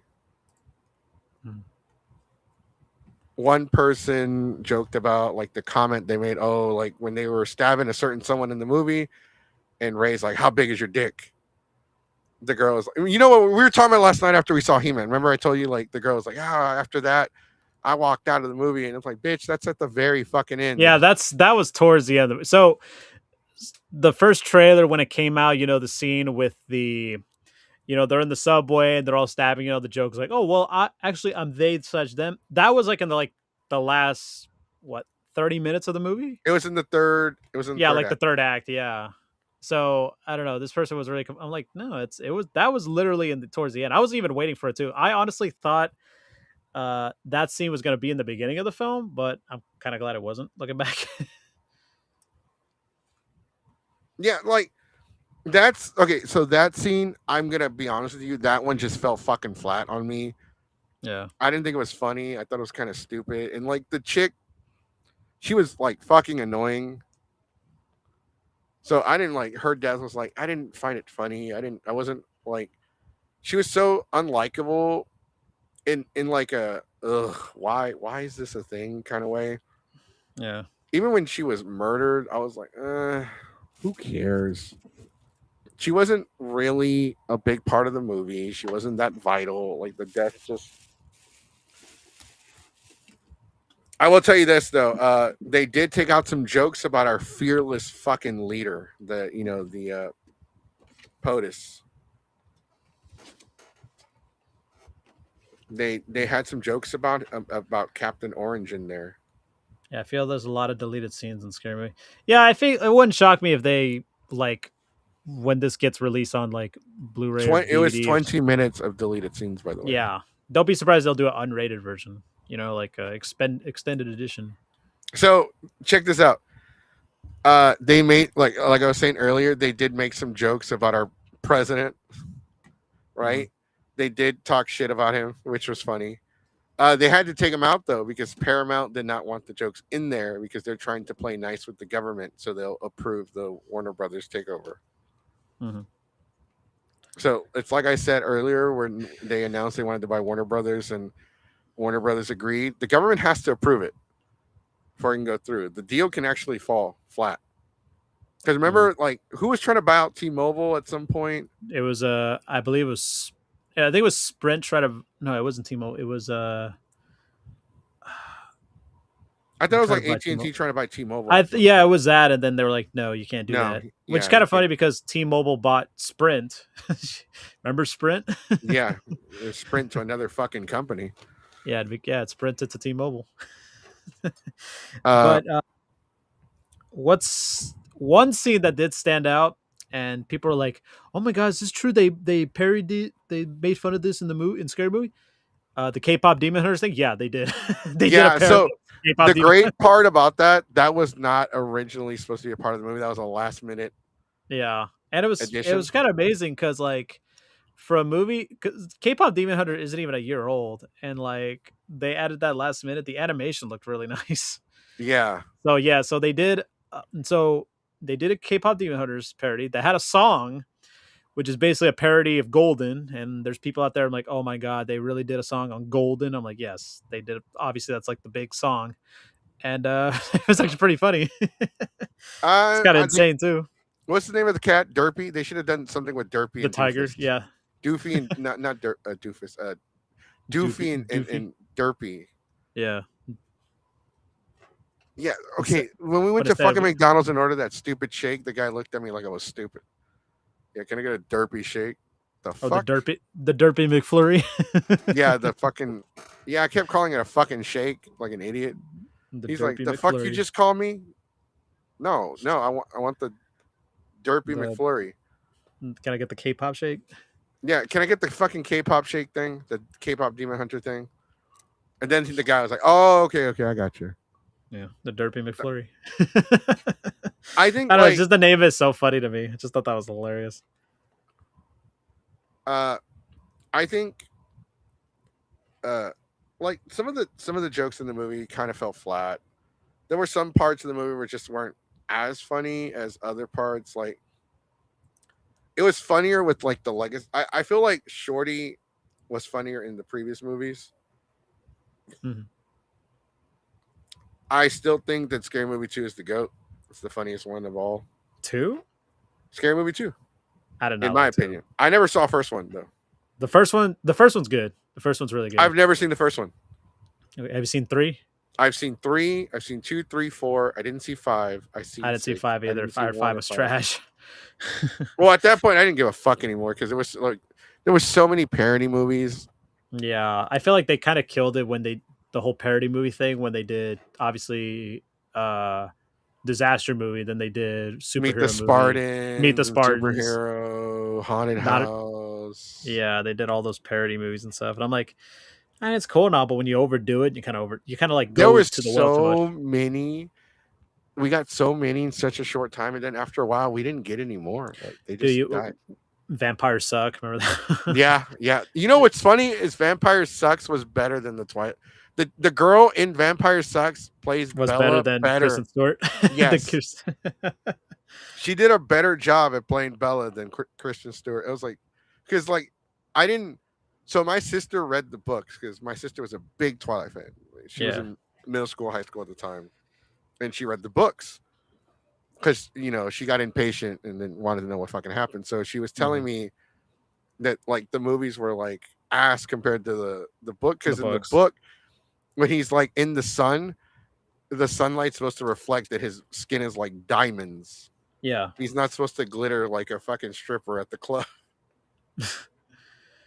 I will say though, like I don't know, maybe I should rewatch Scary Movie 2, but like the one scene I do remember, I don't know if you remember that scene where Cindy's driving the car, right? And she's singing along and the radio's like, "Hey, would you shut the fuck up and let me sing?" Yeah, that shit cracked me up. My favorite fucking scene, like the scene that sticks out to me the most, is when Shorty gets smoked, like when he gets rolled into a blunt and gets smoked. Oh, by the giant tree. By the giant fucking weed plant. No, it's like they had to trade the fucking Funyuns and all the munchies for the Shorty. Ooh, like, don't save me yet. I'm getting high off myself. There was also the one with he opens his brain. It's like Beetlejuice is in the his yes, brain. Yes. Is your brain's on drugs? That's just fucking hands. The movie was great. Watching it with an audience, like a full audience, everyone laughing and shit. That was a fucking fun experience. It's one of those movies. I'm sorry to interrupt you. Go really in. No, go. It's one of those movies where like you just turn off your brain and just have a great time and just watch it with like people. It's just like a stoner movie. It was a stoner movie. It was definitely a stoner movie. Definitely like a ghetto kind of old school.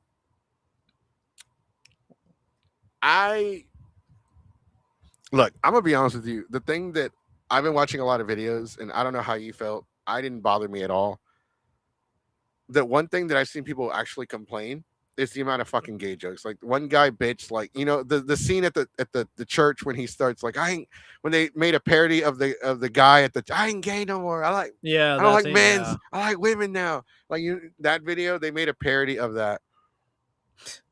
When he starts doing all the fucking like the fucking everything he does, like to talk about hot tour, and then he starts like pretending to like fondling balls, and he's using the microphone as a dick, like that.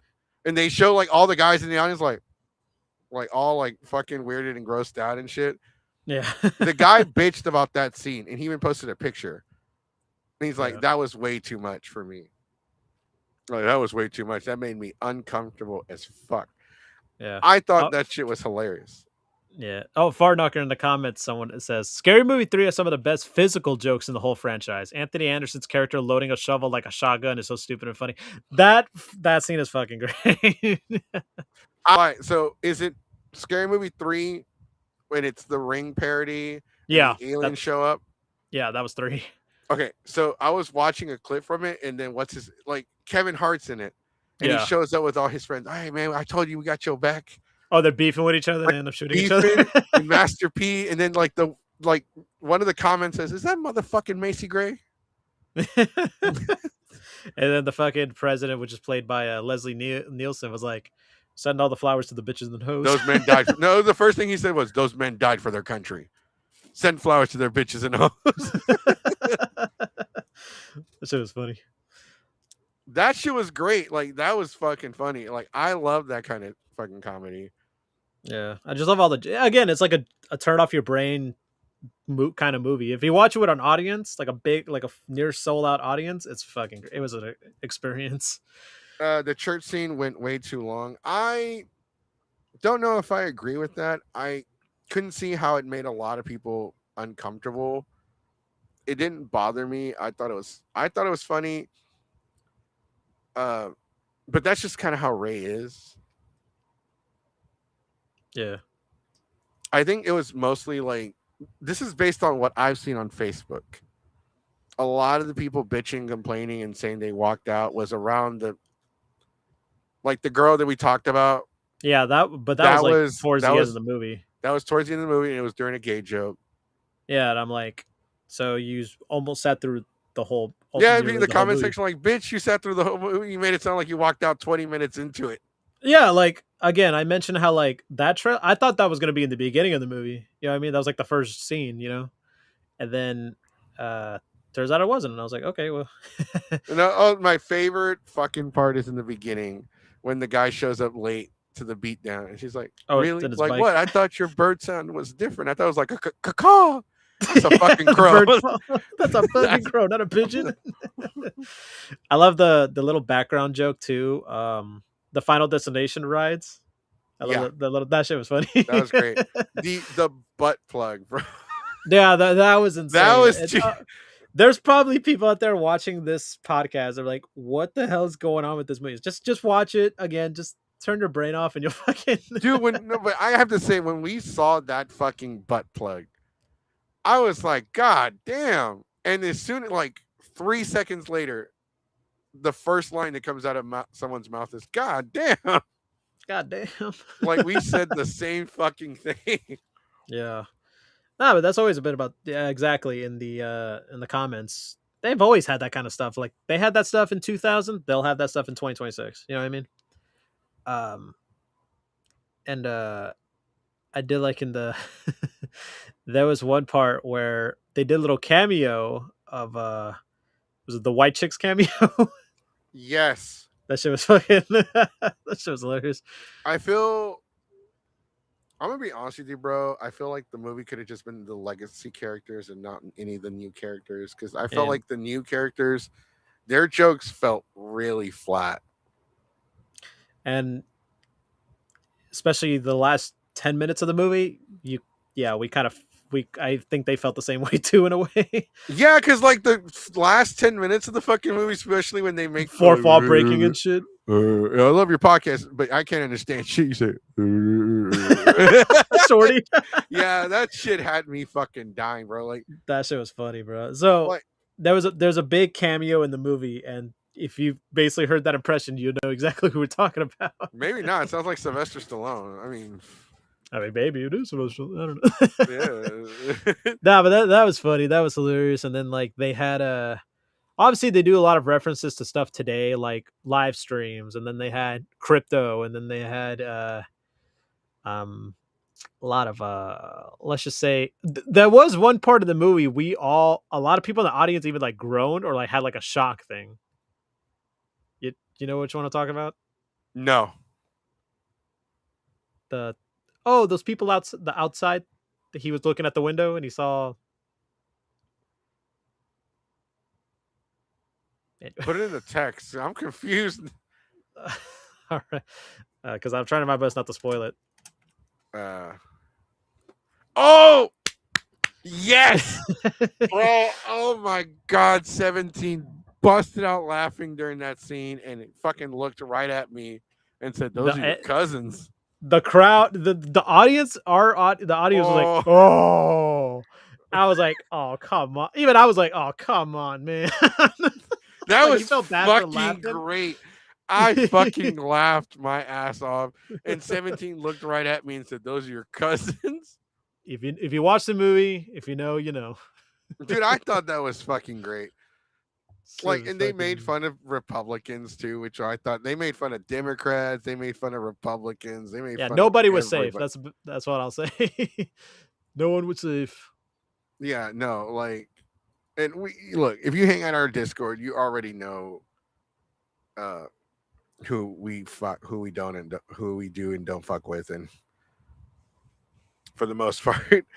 Uh but no, that shit was fucking great. I forgot all about that. Like, I'm not gonna lie, like the movie was so okay. much going on. Yeah, There was so much going on. There was like a shit ton of references and cameos. It wasn't like a very memorable movie though. Like, there were like the scenes with like the most memorable parts were like the legacy cast. But like, I think, like I said, I think with the newer like the newer crew, it was just like, you know, it was no, I hit or didn't really miss. like it. Was like hit or miss for the most part. Yeah. They weren't funny. I do. I did like that scene where they were in the hospital and she's like watching TV and she was watching that commercial, that Michael Jackson parody, and she like turns Oh, it off. She's like, Jermaine. yeah, Jermaine, and she's like, Jermaine. she turns it off. She's like, I'm a bootleg that shit. I'm a Yeah, bootleg that I'm a shit. bootleg that shit, and it was free, and it said it's free on Tubi. I'm a bootleg that shit. It's fucking funny. No, but honestly, I'll say this. Overall, I had a great time watching it. I just turned off my brain and I was like, you know, I was laughing. I was entertained. Is it a great movie? No. Like, it's it's not a masterpiece. It's entertainingly bad. It was And that's the best way to probably describe like it. definitely one of the stupidest fucking movies I've seen all year. Yeah, it's a stupid movie. It's like, if you just want to have a good time and just goof off and stuff, that's a movie to see. Especially for me, like, before we saw Scary Movie, I actually saw the Digital Circus movie, and I'll talk more about that briefly about it. But yeah, again, Scary Movie, man. I had a great time. Actually, the first Scary movie I saw in theaters since like Scary Movie 4, and that was like 20 years ago. What do you think? So what are you gonna? What would you score it? Man, that's hard as. Again, it's not a great movie. It's not an awful movie. It's just like, again, I mean, I'll entertaining. I'll probably say like 6, 5, 6 out of 10. Yeah, Scary Movie is Scary Movie 6 is a 6 out of 10. Out of 10. 6 blunts out of 10. That's what I think so as well. It's definitely a 6. 6 blunts out of 10. 6 stabbings out of 10. 6 stabbings, 6 blunts, 6 Scream movies. Ghost faces out of 10. If you know, you know. 6 ghost faces out of 10. Actually, and I'll say that. And here's an insane thing. I'll say this: people have said this already after seeing Scary Movie. The motive for Ghostface in Scary Movie 6 was better than the newest Scream movies. They even acknowledged that. And didn't they acknowledge that in the movie?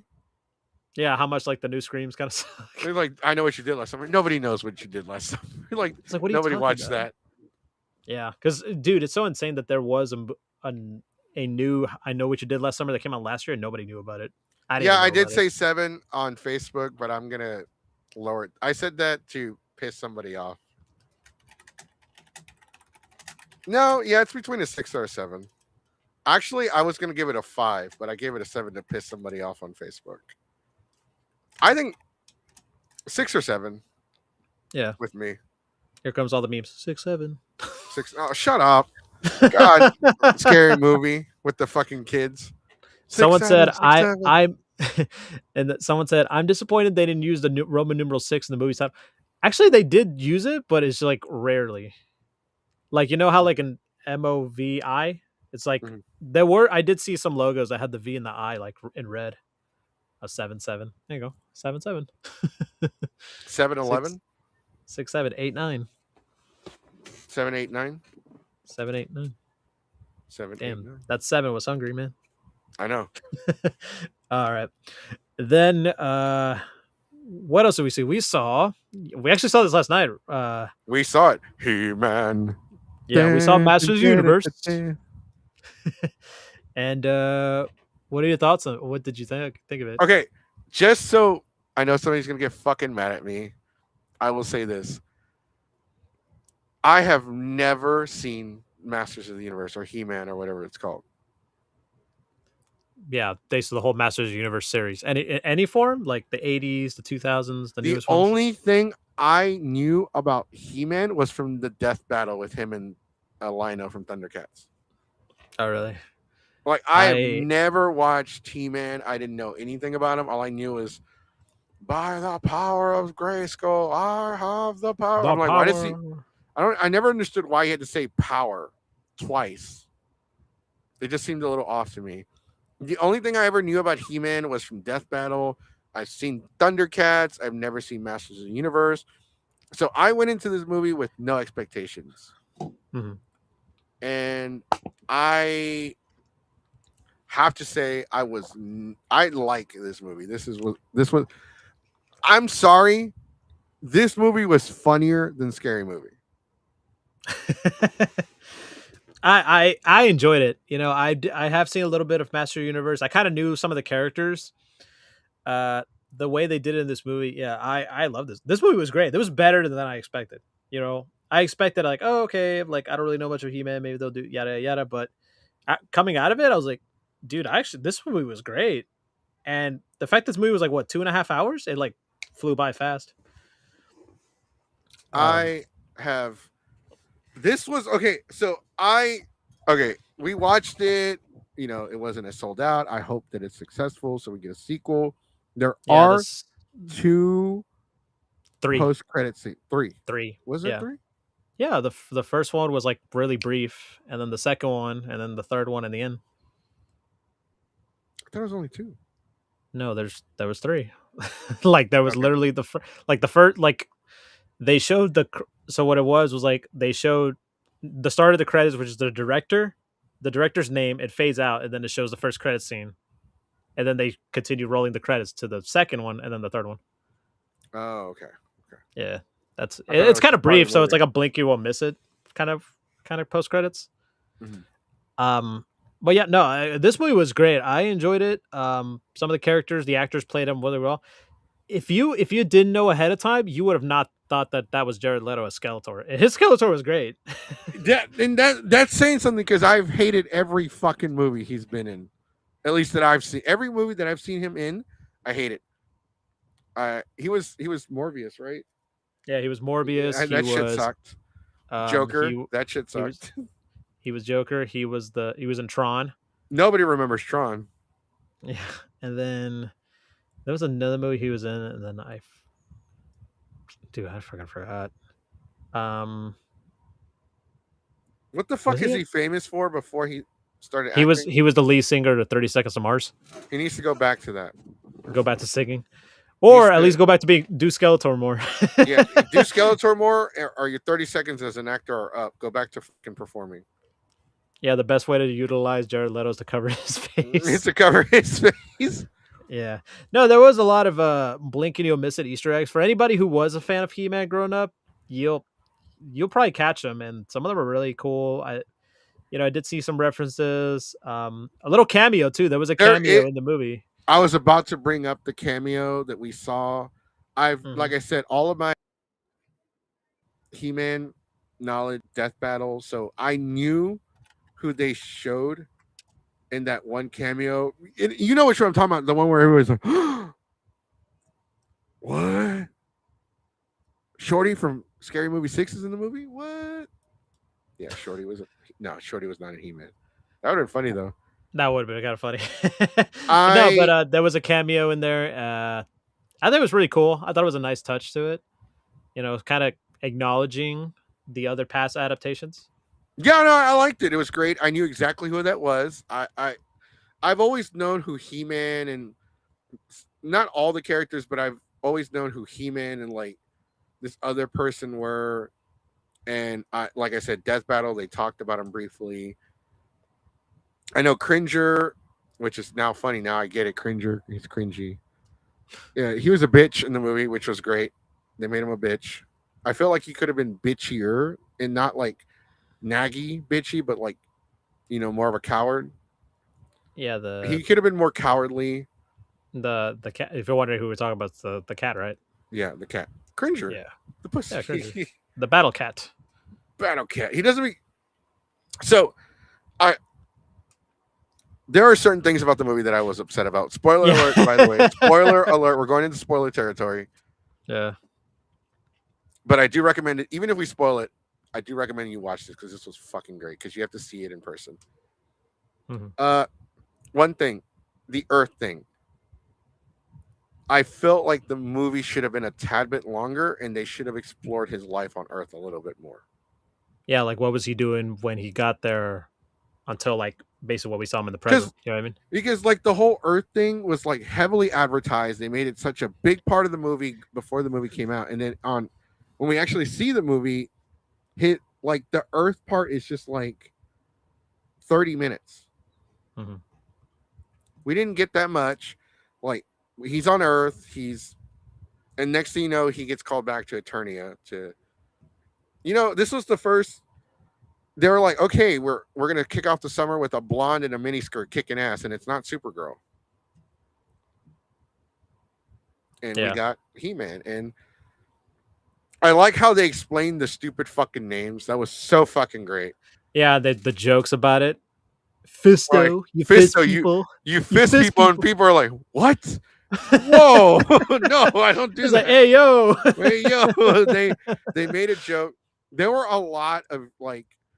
So one thing I also heard people bitch about, and I don't know, is it because it's Pride Month and people want to bitch? Like there's a lot of people that are homophobic or something like that, but people were complaining about He-Man that it had a lot of gay jokes in it. Mm-hmm. I was like, there weren't that many. There were a few, but like those were fucking funny. And in so many ways, I think the movie was much funnier than Scary Movie. Like, I think Scary Movie was funny, don't get me wrong, but this was definitely funnier. They explain the names. They explain, like, this isn't like a retell. This is a retelling of the series where he has an origin story and everything like that. Mm-hmm. They explain the powers. They explain everything, which was really good for someone like me who's never seen the series and only has their knowledge from Death Battle. This was great. This was completely casual friendly. This movie was amazing. I think it was great. I think it was, like I said, there were a couple parts here and there that I didn't fucking like. Spoiler alert. I didn't like the fucking fact that we didn't get Battle Cat until the very fucking end. That shit annoyed the fuck out of me. He was only like in a few. I mean, he started off as a little like a young when they showed like Adam's past before he got sent to Earth. Like they show him a little bit briefly, and then like towards. So I missed that part because we went to go pick up 17. Right. So I'll tell you what happened. So basically, they explained the lore of like Eternia and all that stuff, and basically this is just Adam telling the story. It's like, okay, this is what happened years ago. This is the power of the sword. This is the reason for this, the kingdom of Grayskull, yada yada. And basically, it leads to Adam training. So he's training to be like, he starts training with Man of Arms, which is the played by Idris Elba, and then there's a scene. I don't know if you got what part. So there was a part where when you arrived to the theater, did you got to the part where he's already an adult? No, we showed up right when they were running away. They started running, and so Skeletor shows up with the army. Everyone starts fighting. Yeah. I think this is right after they were done training because we had just missed the training part. Yeah. So the training part, the big part is that Adam's father, King Randor, basically he wants to toughen him up, but in a way where it's like, okay, he pulls out, he grabs a sword, he gives it to Adam. It's like, all right, I want you to fight me for real with actual swords. And then Adam tried to obviously he's trying to train him, he's trying to make him stronger and all that kind of stuff. So basically that's what happens. Mm-hmm. I think No, so I was there for the because 17 and Diamond went to go get snacks. So I didn't hey, just give me a Coke. I don't want to miss any more of the movie because we already missed probably 10 minutes or 5 minutes or something like that. Yeah. So when I showed up to see it, he was still a kid. They were escaping, and they were just showing. They showed neck or long neck or tech neck. I think it's whatever the fuck his name is. And he was fighting, and so I didn't really miss a lot. Just the very very beginning, but I didn't I wanted to see. Once they showed Cringer, I remembered. I'm like, oh shit, that's right. He does have a green fucking tiger. Yeah. And I was expecting him to transform with He-Man, and it didn't. But they did it towards the end, until the end. And at the very fucking end, it is the credits roll. It's like fuck. You know, it's funny, the young when I saw it, the young Cringer, as a bait, the same a kid version of it, the kitten, he looked like Simba from a distance. I don't know why I thought of Simba in my brain. They probably just stole the same green Simba. Yeah, green Simba. It's a shiny Simba. Neck and neck. Yeah, that was the name of the character. Neck and neck. There you go. Sorry, it's but so many of these names. I kind of forget. You kind of Fisto. That one's the one that stuck with us. Fisto.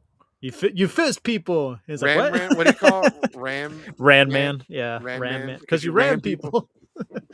the best.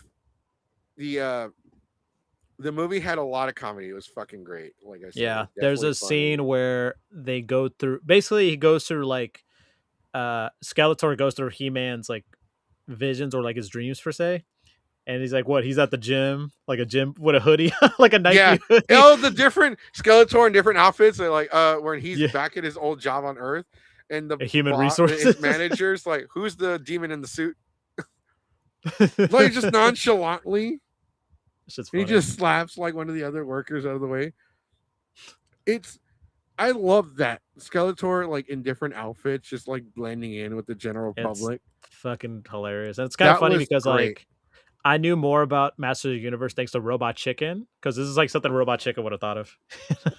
You know what's funny is they also acknowledge a lot of the cliche shit from the 80s, where Skeletor does something and he starts laughing maniacally,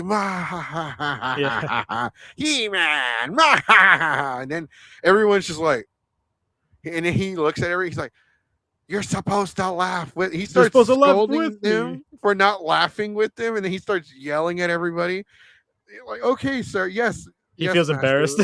He's all embarrassed and shit. And so they do that again, but with the heroes, and they're all just doing the pose where they're just leaning back and laughing at the same time. They're all laughing for no fucking reason, and Cringer's just the fuck?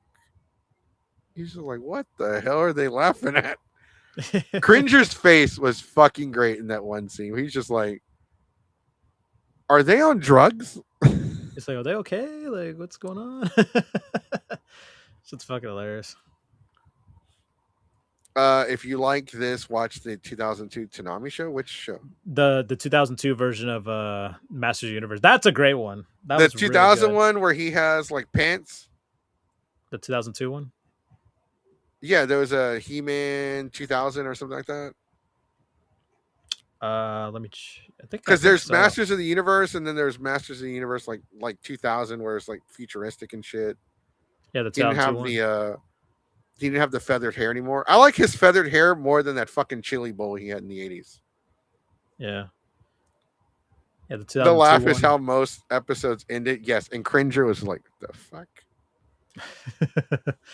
Cringer's look, you should have seen it. Cringer's look was fucking great. Yeah, but again, this movie actually, I kind of exceeded expectations. I knew going in, it's okay, this is probably gonna be goofy and all that stuff, but I had a lot of fun watching it. What would you say? What would you say? This is something I saw online. This is something I've heard from people. What would you say if I told you that people are calling it the greatest 80s comeback? Well, those box office numbers don't reflect that. I'm sorry. What the fuck? What did it get? Yeah, it's not doing well in the box office. It's what did it make this weekend? It only made I think it only made only grossed $30 million this weekend domestically. And it's man, that's really sucks. Okay, so it made 54.3 million, but globally, Yeah. but 29.3 domestically, given its reported production budget of 200 million. Oh, Yeah, it's kind of fucked. It's kind of weird because like we're at a because I remember somebody bring this up. It's like, well, this is kind of the result of people are kind of being fatigued of the 80s. You know what I mean? We had Cobra Kai, then we had Stranger Things, and then we had this one is there's another 80s property. You know what I mean? And it's like the people who were kids in the 80s are like in what nearly 50 or in the mid 40s, early 50s. You know what I mean? They're about to be hitting the big 50. No, let's see. It says the comment. Someone said Cobra Kai is the greatest 80s comeback. You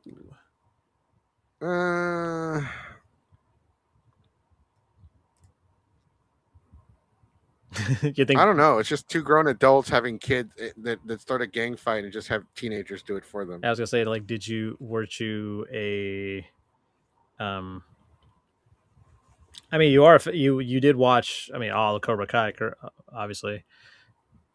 I don't think Digital Circus ate into the profits. No, dude, it actually did a lot. It did like big numbers, like nobody expected.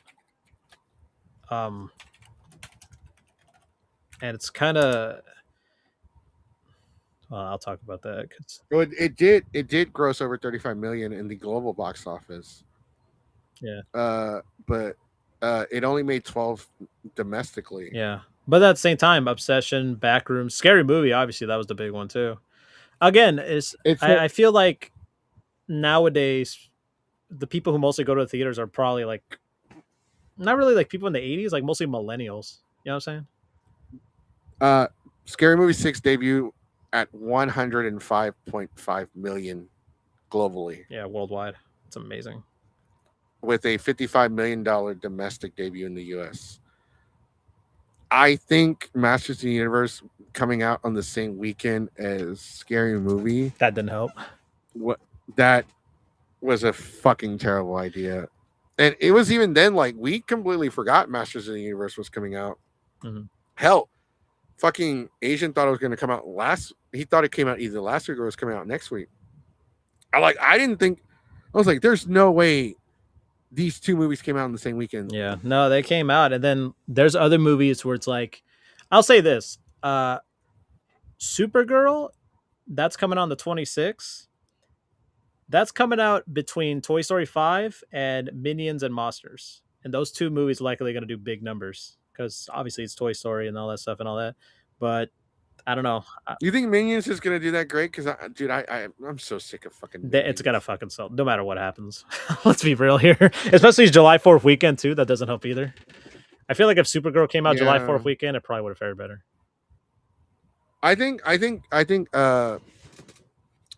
He-Man is going to do better this week. We'll see. I think it's up to us to kind of help promote the movie. Like, hey, everybody, go watch this. It's good. Yeah, it's great.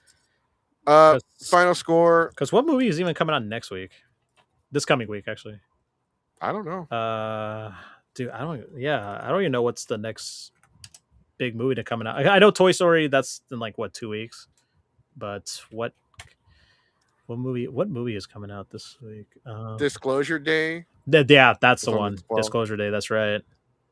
I forgot all about that. I don't know what the fuck. I kind of want to see it because it's Steven Spielberg, but I don't know. I'll think about it. I'll pass. Oh, The Death of Robin Hood comes out on the 19th. Yeah, it's a gritty, darker reimagining of the classic legend. Actually, in the original book, he gets killed by Maid Marian in his sleep. Mm-hmm. So, like, the original was already dark. I think they're just saying it because people only know the Disney version or that Man in Tights one. Yeah, that one. Jackass, the best and last is 20 comes out on the same fucking day as Supergirl. Which one are we watching first? That one or Jackass? I've never seen any of the Jackass movies. I never even watched Jackass on MTV. Yeah, I've seen I've seen the first 3. I haven't seen the last one they did, Forever. I didn't see that one. I did not watch Toy Story 4, so I'm gonna have to. Do I have to go back and watch it? Yeah, sort of. Or you could just watch a recap of it Uh, because there's like, a lot of explanations per se. Disclosure Day. I really don't. Yeah. I'm not. I'm sorry, but I'll pass. I'll watch Masters of the Universe again just because to support the movie. But for June, yeah, we don't have a lot. Con wise, but then July, that's when everything's picking up. Yes. Final top. Okay, so before we go, final rating. Yeah, Masters Universe. Yeah, I give it an 8. 8 out of 10 for Master Universe. What'd you give it? 8 out of 10. 8. Yeah. Yeah, I agree. Mm-hmm. I swear to God, I read a book of fucking Robin Hood. It's a past. Yeah, it's a parable. Okay. Actually, what the fuck is a parable?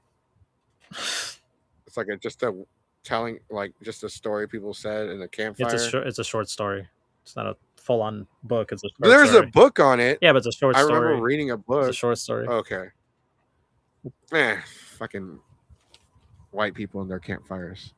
All right, 8 out of 10. Scary Movie 6. He-Man, Masters Universe. Hopefully it does well enough. Hopefully they can make back the money so we get a sequel, because I don't want it to be a one and done. Yeah, and also they've teased the sequels too. They did tease a fucking sequel. If I don't get a fucking sequel, no, you don't have to explain. I'm really not that interested at all. I think that's it. Except this weekend we have Space Con. Mm-hmm. Next month is Delta. Next month is going to be a big month. We don't have that many cons in July, but there are a lot of cons in July. Not only that, the World Cup. The World Cup's starting this week. Yes. It's starting this week, and then obviously Space Con, and then we got Delta. Then there's other conventions happening. I know Classic Game Fest. We're kind of interested in it because they announced a couple of guests there, and I kind of want to go over there. I am submitting panels for Anime North Texas and KamehaCon for Ant because they are taking panels. Yeah, KamehaCon. Ant. Our buddy though is. We don't want to get too much into it, but he's starting beef with Ant. I don't know if you know. KamehaCon, and then Colossal Con is happening in August. I am not doing any panels, or we'll just buy our badges for that one because I fucked up, and like I said, there's been so much happening this last. I think you could apply for press. They'll probably accept this. It's not. It says for 2025 it's closed. I don't think they either. Probably as it gets changed. Maybe as it gets closer, they'll probably submit panels. Or they'll probably do that. Colossal Con is happening, and then. Oh well, actually, you know what? Before I don't know, are we about to wrap up here? I wanted to give my quick thoughts on the Amazing Digital Circus. So I did see that before Scary Movie. This just quickly. In terms of if you want to go see it, if you want to avoid spoilers, you can. If not, you could just wait until it hits YouTube. And it hits YouTube next week. So if you want to wait, you can. But my overall thoughts on it was, I thought the ending was fine. I just wasn't expecting that kind of ending. You know what I mean? So, especially considering the way it's animated, I just wasn't expecting that ending the way it was. And then there was some stuff within the movie that, for anybody who watched Digital Circus or like understand what's going on, if you know, you know, kind of hits a little bit close to home per se. Again, I enjoyed it. It was kind of fun watching with other people. There were some emotional moments, and that's my thoughts on the finale of Digital Circus. If you are planning to go see it, not on YouTube but in theaters, so what it is, they'll show the second to last episode. So they'll show episode 8 first, then they go to episode 9. That's pretty much my thoughts on it. I enjoyed it. If you're a fan of Digital Circus, you'll like it. The ending could be polarizing, but overall, I thought it was fine. Oh, they're suffering. Holy shit! I didn't know KamehamehaCon and Colossal Con were the same weekend. I'm not going to KamehamehaCon. Yeah, they're in the same weekend and we're like an hour apart from each other. Yeah, fuck that. Well, could I make that work? Oh. I could make that work. Colossal, Manga Marvels, and Morsels. MagaCon? MagaCon. You mean the fucking... you mean that the fucking UFC thing they're doing this weekend? Oh, God. Is that this weekend? Yeah. Don't expect us to watch or talk about that stupid shit. Like, you already know how I feel about our United States, U.S. politics. It's all stupid. I hate it all. Stupid. It's an inside joke, by the way, from this group. It's stupid. It's stupid. And don't forget, you're stupid. We do have, like I said, starting this weekend, we're gonna start. I'm gonna look at microphones to take to SpaceCon. We're gonna start filming short videos. We might even record some of the road trip. Us, like a vlog. 17 getting his butt touched by the Bucky statue, like a blog or something. We'll have short videos. Yeah, no, fuck that. I'm not even gonna bother. Do we have anything else going on like this month besides SpaceCon? And I don't. Oh, we have a question. Fuck, I forgot. What's up? Hermando Studios asked, "You guys got anything going on Friday evening?" Yeah, what's the Delta plan per se? Like, so the big party is Saturday. Saturday night, yeah. Friday night, it's kind of. You're more than welcome to come hang out, but don't expect the big thing until Saturday. It's not. Yeah, we'll have a party, but it's not like gonna be like the big. Like a warm up party. Yeah, it's usually for just like mostly like our circle, like not just our circle, but like people we know and people can invite friends. So yeah, you're invited. You can come hang out with us Friday. We don't have anything planned until Saturday. It doesn't really matter to me because I'm gonna end up missing whatever the fuck is going on in the hotel room. It's too fucking hot for a hot tub. I was gonna say, like, isn't it like would it make more sense if it was like an actual pool, not like a hot tub? Yeah, a pool party, maybe I'd be fucking down. You make some hot dogs and burgers. Shit. You feed me, I'll watch UFC. But I'm not jumping in a hot tub in 100-degree weather, especially because it's constantly raining and it's fucking humid as fuck. Yeah, isn't it supposed to rain this weekend too? It's supposed to, dude. Like, please don't bitch about the rain, everybody. Like, I think it's supposed to rain this weekend. I think it is. So, we're definitely gonna have to. Armadillo mentioned that they're doing the AMV contest that Friday of Delta. What time? Dude, I just submitted my panels for Delta like this past weekend. Yeah, so I've just been so much been going on, dude. I know because I usually have to like remind Sarah but Sarah gives us the karaoke Friday night and Saturday night. So whatever usually happens, plus we might do another podcast live from Delta. Except this time I'll make sure not to take the edibles before I do the show because I don't want a repeat of Dark Side of the Community. For those of you that that don't know what's going on, we did an episode of the Geeks podcast called Dark Side of the Community where we talked about lolly shit. That's what it's called, right? That lolicon crap. Lolicon. Whatever the lolicon. Yeah, it's if you went to Delta, you know what we're talking about. Oh yeah, no, I will. Oh, what's up, dude? Oh, it's 6:30 to 8:30. That's that Friday of Delta, the AMV contest. Yeah, I'll stop by for a bit. That's usually when we go buy our supplies. Oh no, we're all grown ass adults. Buy our supplies. Yeah, our supplies. Yeah, we'll stop by. We'll check it out. Oh, I know who that is. I know who's commenting. Okay. I see you. I got you. We do have daiquiris. Daiquiris for anyone that's 21 and up. Remember, you got to have ID. You don't have ID, you can piss upstream. Lolly. There you go. That makes more sense. It's for those people that like that lolly shit. We did a podcast on it, and they gave me an edible 2 hours before the show started. I was like, okay, I'll take the edible now, and I should be mellowed out by the time the show starts. That shit kicked in as soon as I clicked the live button. As soon as I clicked live, boom, everything was like fucking lagging in real life. Yeah, your body just said, all right, here we go. Wait till he does. We're gonna do it out of spite. No, you know what? They were like, watch, this is gonna be so funny. All right, as soon as he click live, we kick in. Your body just said that's like Don't your body just fucked with you that day. Dude, like holy crap, everything was like in slow motion. Everything was ghosting, like an after image. And then like it was no, because I know how to check them. When I used to work at GameStop, we used to know how to check the IDs. There's a way to check for fake IDs. We do actually check them. They don't fuck around with that.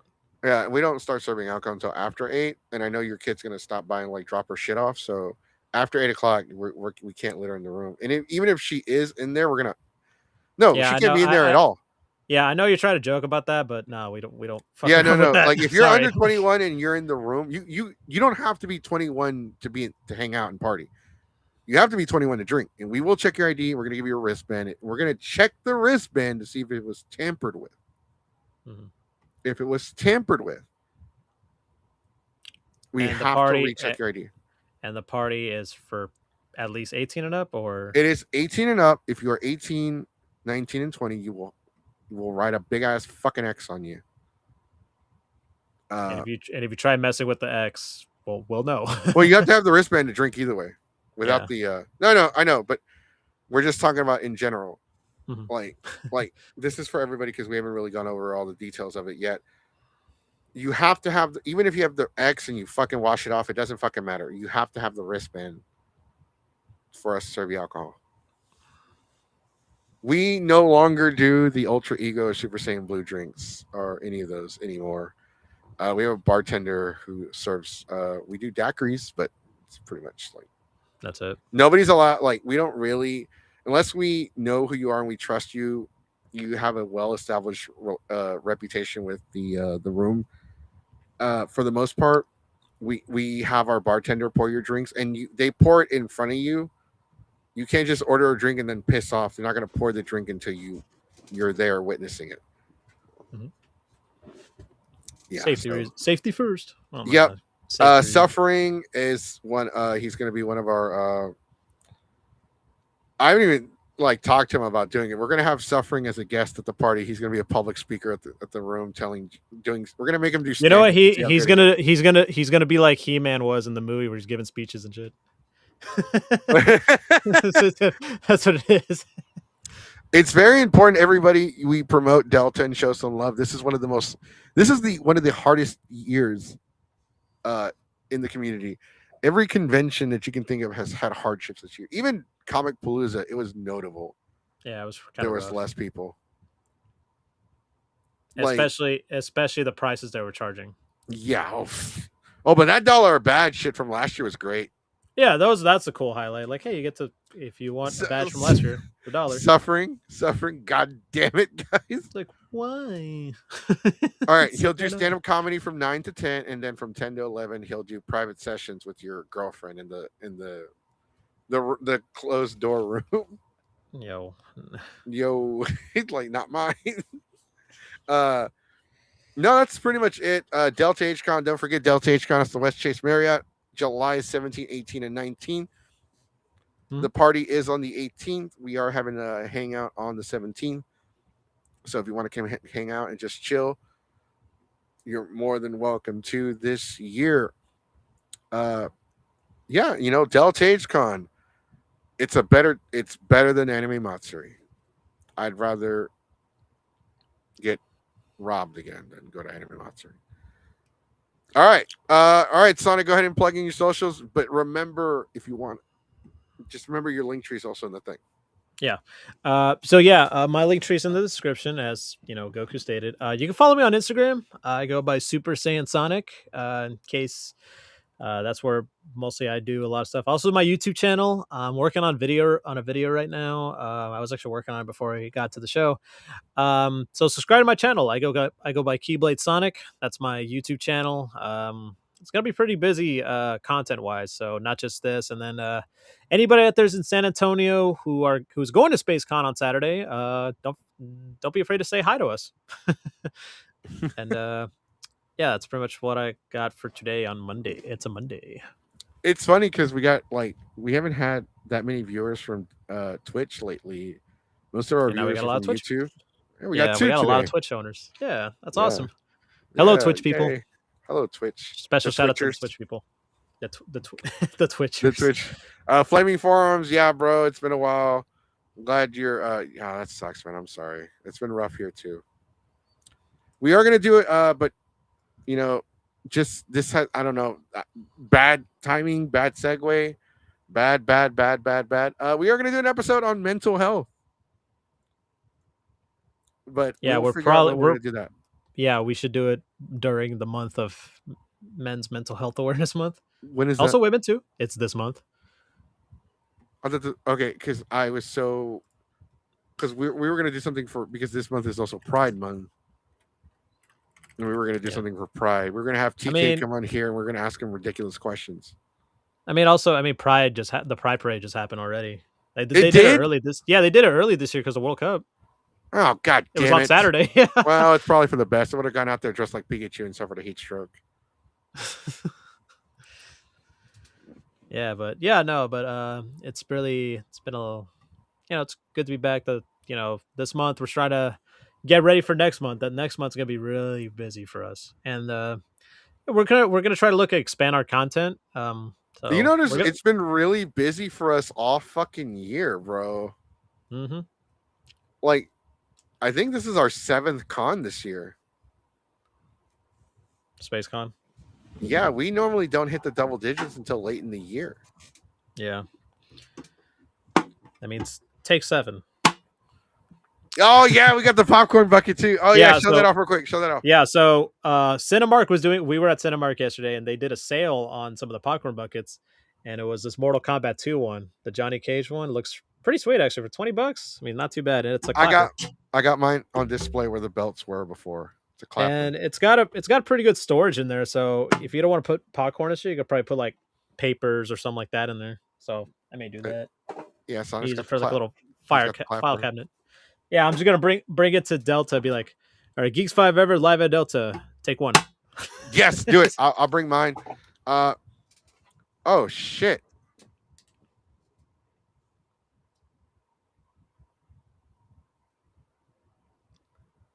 No, you don't have to drink, man. Just come out and hang out and say hi and yeah, holy shit. Okay. Oh, I got a comment. I got a message. Let's see if this is breaking news real quick before we end the show. Okay, no, it's just that so Anime Dallas 2027 is confirmed. They haven't announced their dates yet, but it is confirmed as of now. Breaking news. Get all your Geeks 5 ever news, tea, and breaking news here on Mondays. I know it's not breaking news when it happened on a Friday and we don't talk about it until Monday. But if you haven't already, make sure you subscribe to the channel, ringling the dingling button so you be notified every time we go live. We will be back this Wednesday with the Wednesday episodes. I know we haven't done it in like a month. I know, I'm sorry. But it's back. Like I said, the Wednesday episode is still going to happen, whether it's going to be live or recorded. And that brings us up to a new change. So Diamond and Sonic were brand splitting again. So Sonic is the co-host for Mondays, and Diamond will be exclusively on Wednesdays now. Okay. So we are working on bringing in a third though. We are going to bring in a third. We're trying to find a female co-host just so we can be a little bit more diverse. Because we don't want to get the whole, they're only guys, they only have guy opinions, misogyny, or grapefruits, or whatever the fuck people are calling it nowadays. I don't know. All right. So anyway, so yeah. Ringling the dingling button so you're notified every time we go live. If you're still watching this video, please give it a thumbs up. Make sure you give it a thumbs up because that helps with the YouTube algorithm. Because without the thumbs up, we are not discoverable. People will not find this fucking episode, and our ratings go down. Make sure you follow us on Facebook, follow us on Instagram. The Instagram will actually start getting more updates once again, starting after SpaceCon. SpaceCon is going to be And just to make sure we actually start posting shit, I'm gonna have Sonic get on my ass. All right, hey Goku, don't forget to post shit. All right, just me eating a turkey leg. And also, yeah, so people out there who probably were like, there's people we always plug in our stuff, and they're always like, well, I don't see anything. I don't see any videos from you guys. It's on the live. It's on the live tab, but we will try to add more stuff to the video tab. So we got to make that clear now. Yeah, remember our Monday show is always in the live tab. So whenever you plug in our stuff or you recommend us, make sure you remind people that they're a live show. They go live. So you got to check out the live tab. All right, guys, thanks for watching. Make sure you go check out Masters of the Universe. And if you can, go check out Scary Movie. It was great. 6 out of 10 for Scary Movie. 8 out of 10 for Masters of the Universe. I am Mr. Uppies. This is Sonic. Lord Puerto Rico or Beyblade Mario from Dork 6 always. Yeah. All right. Have a good night, everyone. Yeah, stay safe. Y'all take care. See you on the next one.